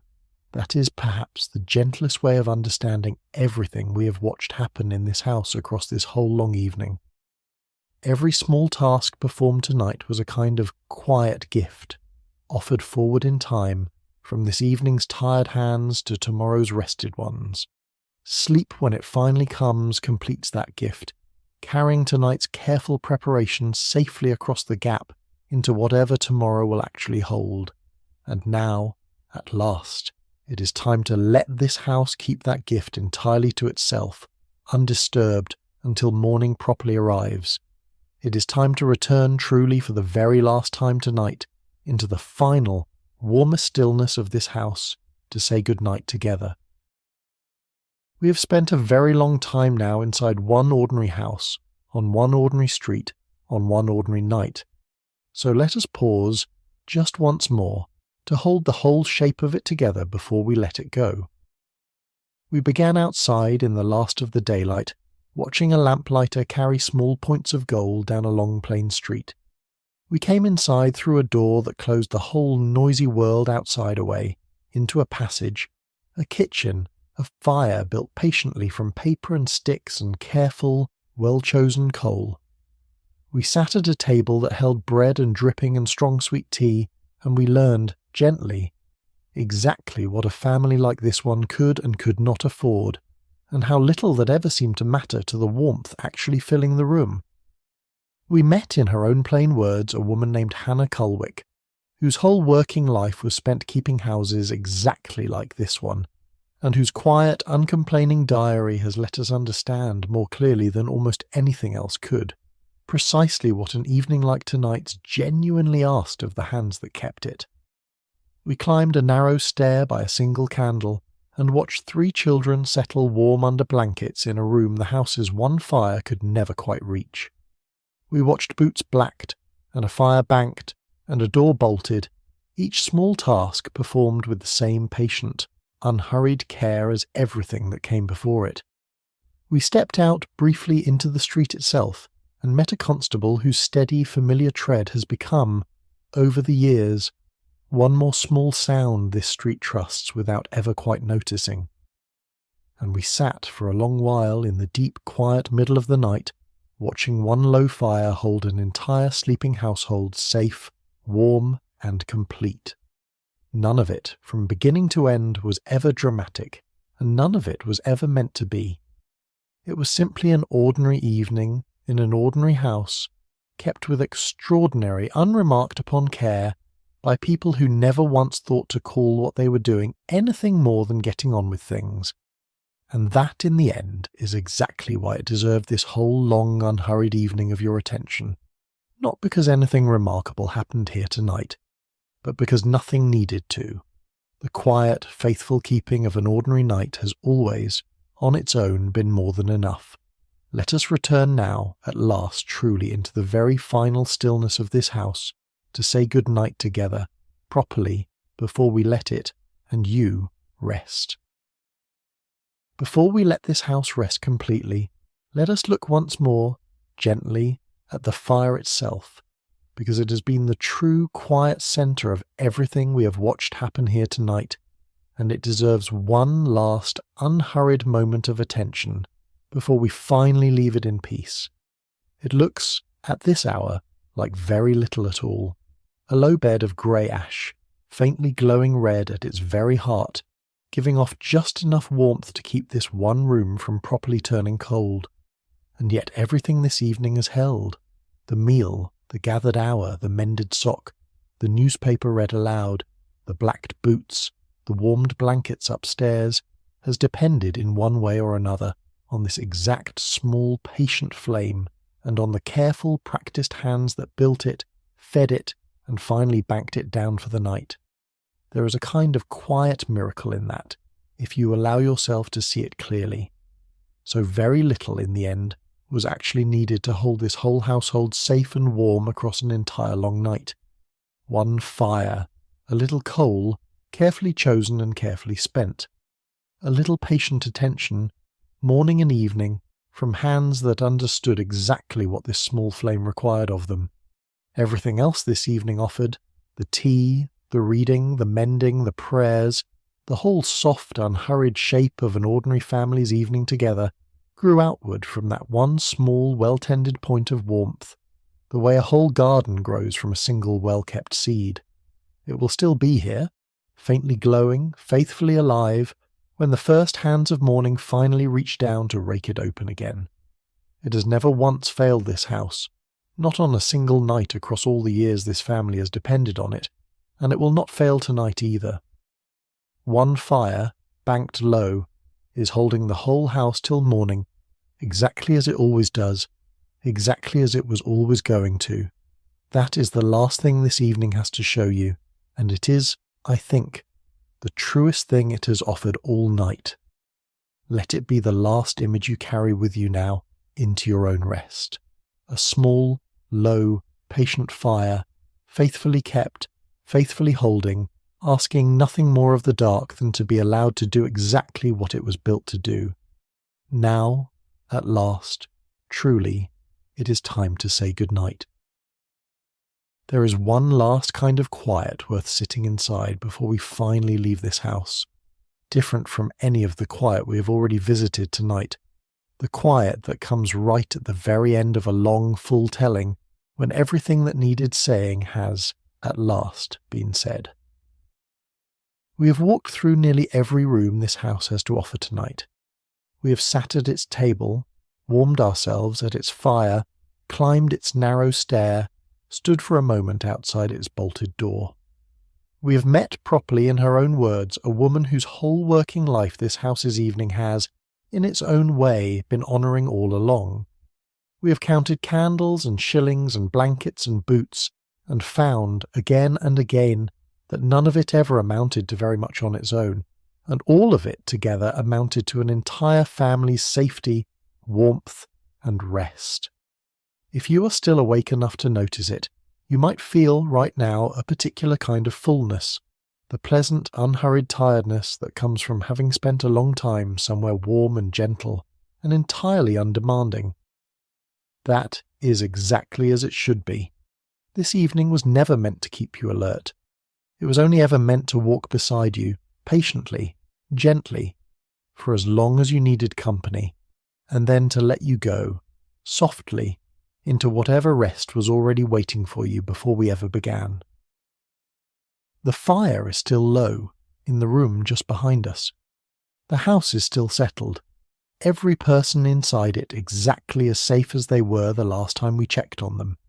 There is nothing left to do here, and nowhere else left to go, except into the last, warmest words of this whole long evening. We will turn gently, truly at last, to say good night, properly and completely together.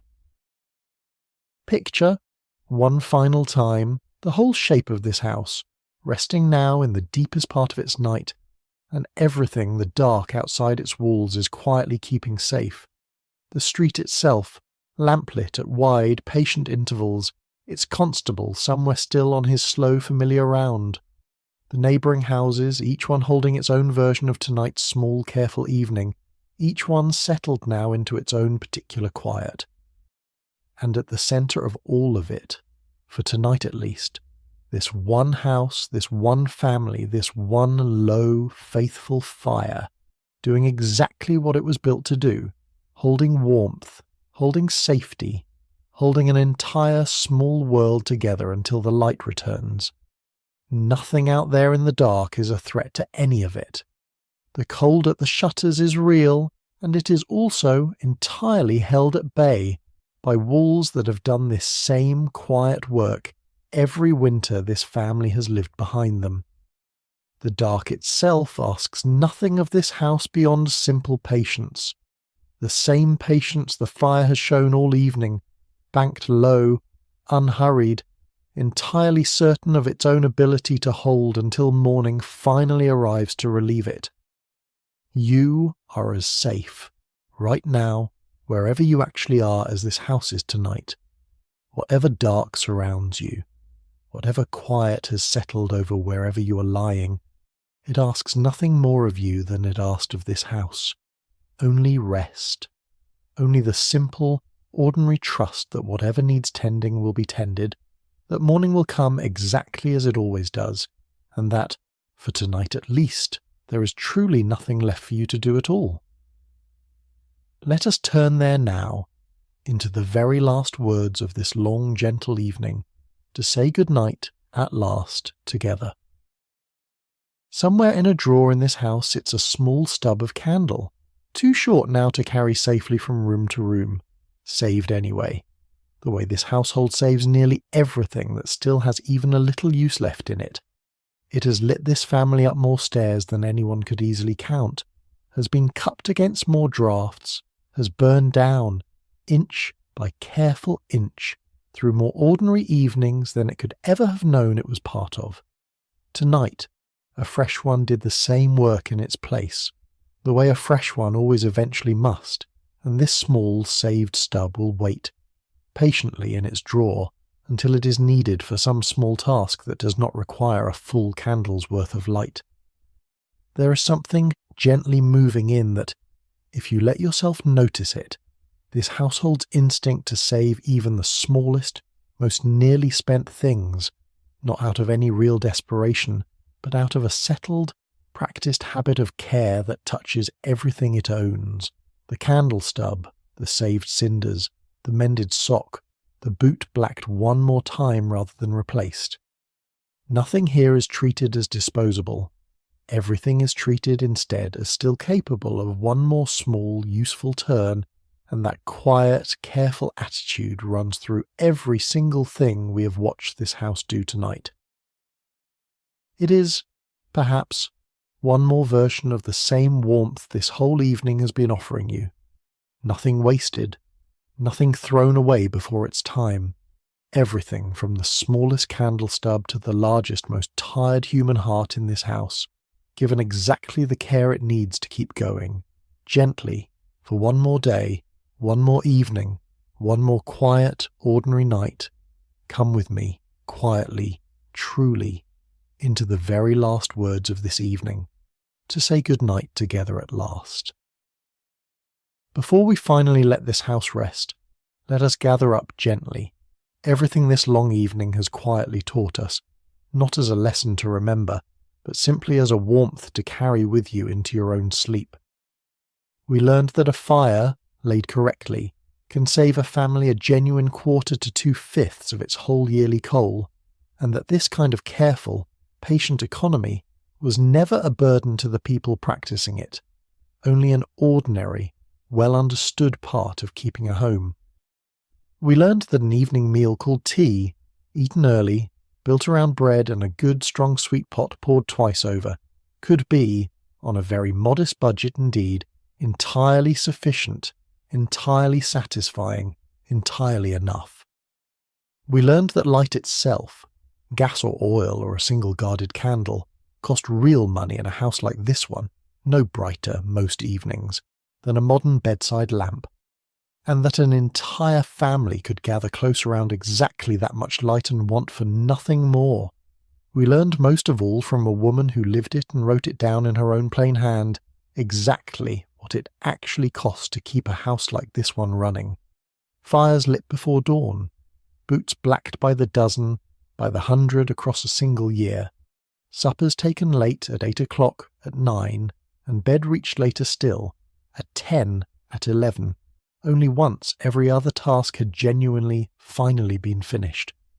Hannah Cullwick's diary has given us something rare tonight, a direct, unfiltered window into exactly what an ordinary evening asked of the hands that kept it, told in her own words, without complaint, without self-pity, simply as the plain, patient record of a working life. And we learned, underneath all of that, the truest thing this whole evening has been trying to tell you.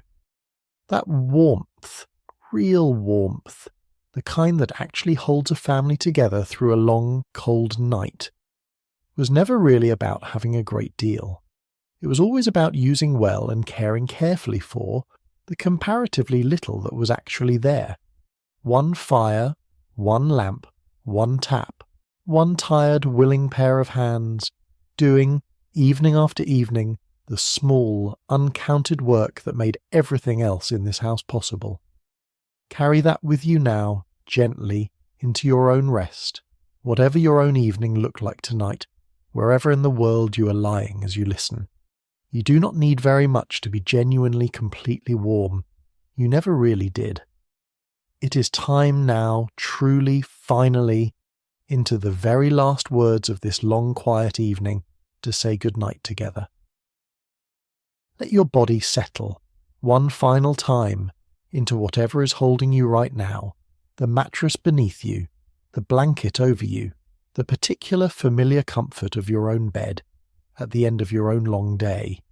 You have travelled a long way tonight, all the way back to an ordinary English street in the 1870s, into a small terraced house you had never seen before this evening began, and you have been welcomed there, gently as an honoured guest, warmed by its fire, fed at its table, walked up its narrow stair and shown patiently exactly what it took to keep a house like that, one safe through a single ordinary night.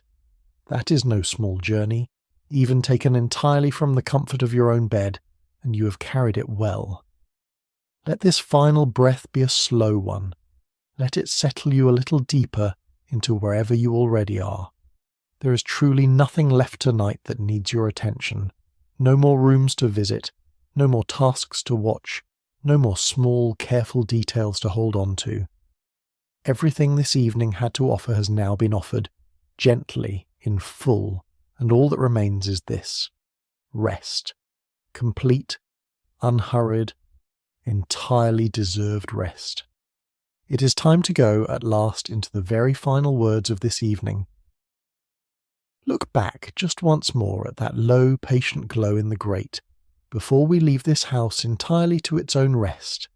It asks nothing further of you. It never really did.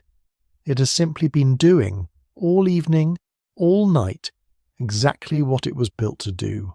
Holding warmth, holding safety, holding an ordinary family gently together through the dark. It will still be there tomorrow, ready to be built up again, exactly as faithfully as it has held tonight. That is the whole of its quiet promise, kept, evening after evening, without ever once needing to be asked twice. Let it be the last thing you picture now, small, steady, glowing softly in a dark, warm room, in a house that has, across this whole long night, shown you precisely what an ordinary evening kept with care can hold. Come with me now, one last time, back through the passage, past the boots, standing clean and ready by the door, into the one warm room where this whole evening began. The fire holds its low, red heart exactly where we left it, banked carefully under its blanket of ash, giving off just enough warmth still to keep the chill from properly settling into this one room, even now, in the deepest, stillest reach of the night. The chairs sit empty now. The table, scrubbed and bare, waits patiently for a morning that is still some good hours off yet. The rag rug in front of the hearth holds, faintly, the shape of an evening's worth of small, ordinary happiness. A child curled watching flames, a family gathered close over tea, a needle moving steadily through cloth by lamplight. Upstairs, everyone this house belongs to is sleeping now, properly, completely. William and Sarah, their own long day folded at last into rest. 3 children, tangled warm together under every blanket this house could spare, a warmed bottle still holding a little of its borrowed heat at their feet, and, up under the slates, in the coldest room this house has to offer, the young woman whose whole evening we have followed most closely tonight, her own hands finally still, her own long list of tasks finally, completely finished. This is the exact scene this whole long evening has been quietly, patiently building toward from its very first minute. Not a grand ending, not a dramatic one, simply this: a house, properly kept, properly warmed, properly secured, holding every person inside it safely through a long, dark night, on nothing more elaborate than one small fire and the patient, practised care of hands that have done this same quiet work more evenings than anyone in this family could easily count, and will go on doing it just the same tomorrow. Do you remember, from the very beginning of tonight, the question we carried down here with us, all the way from the street outside? What makes an ordinary house like this one feel like the safest place you have ever been? I think by now you already know the answer, even if you have not put it into words yourself. It was never about size or wealth or anything grand at all. It was always only this: one fire, tended correctly, and one set of hands, or several, working quietly, faithfully, without any need for thanks, to make sure that fire and everything it protects holds safely until morning. I want you to stay inside this warm room a little longer yet, if you possibly can. Not as a visitor passing through, but as someone who belongs here, tonight, in this house, in this warmth. Feel the low heat still coming off that banked fire, even from across the room, even through the dark. Hear, very faintly, the particular quiet of a house where everyone you love is safely, completely, peacefully asleep. There is nothing at all left to do here.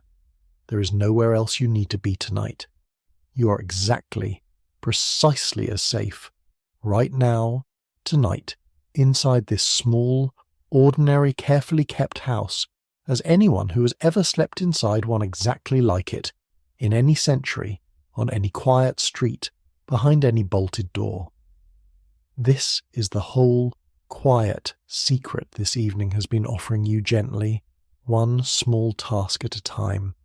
A fire kept, a door bolted, a blanket layered thick enough, a pair of hands somewhere in the house willing to stay a little longer awake so that everyone else could rest completely. That has always, always been true in every single century this channel has ever visited, and it is every bit as true, I suspect, in the very room you're actually lying in right now. Think gently one final time of everyone this small, ordinary, carefully kept house has held safe tonight, every single one of them, upstairs and down. William, his working day fully spent, sleeping the deep, easy sleep of a man who came home to a warm room and a full plate. Sarah, who carried the whole quiet arithmetic of this household in her head all evening, and has finally at last gently set it down. Alice, who watched the fire all evening, and carried the candle up the stair, and will watch and carry again tomorrow. The younger children tangled warm together under every blanket this house could spare, and up under the slates, in the coldest room of all, the young woman whose patient, uncomplaining hands kept this whole evening running, resting now as completely and as deservedly as anyone else beneath this roof. None of them will ever remember this particular night as anything unusual at all, and none of them would ever think to try. It was simply one evening, kept the exact way every evening in this house has always been kept, carefully, warmly, patiently, without any fuss at all. And that, in the end, is exactly why it was worth the whole of your attention, real rather than remarkable, ordinary rather than extraordinary, the same evening being kept again tonight, somewhere, behind a door very like this one, gently, faithfully, for someone else falling asleep to it, the way you are falling asleep to this one now. The fire is banked low, this small terraced house is settled for the night, its boots are blacked and waiting, its door is bolted fast, and the night will keep safely till morning exactly as it always faithfully does. Sleep well, friend. If any part of tonight's ordinary evening has stayed with you, the fire, the boots, the kettle, Hannah Cullwick's own quiet, patient words, I would love to hear about it, whenever you feel like leaving a comment, no hurry at all, tonight or any night. And if you have enjoyed spending this long, slow evening here with me, a like or a subscribe helps these histories find the people who need exactly this kind of quiet company to fall asleep to. Wherever you are tonight, whatever kind of day you have had, whatever brought you here this evening, I hope this small, ordinary house and its one well-kept fire has done for you exactly what it did for the family who lived inside it. Held you a little longer still, warmed you a little more, asked nothing of you that you could not easily give, and let you, at last, properly, completely rest. Next time, we will step into a different kind of English night altogether, another world, another era, another fire to sit beside, and I hope you will let me carry you there too, whenever that next evening comes. For now, though, there is nothing left to do but let go completely. The house is still, the fire is low, and you, like everyone sleeping safely inside these walls tonight, are exactly where you need to be. Good night, dear friend, wherever in the world you are tonight. Sleep well now, and I will see you again soon for another quiet night just like this one.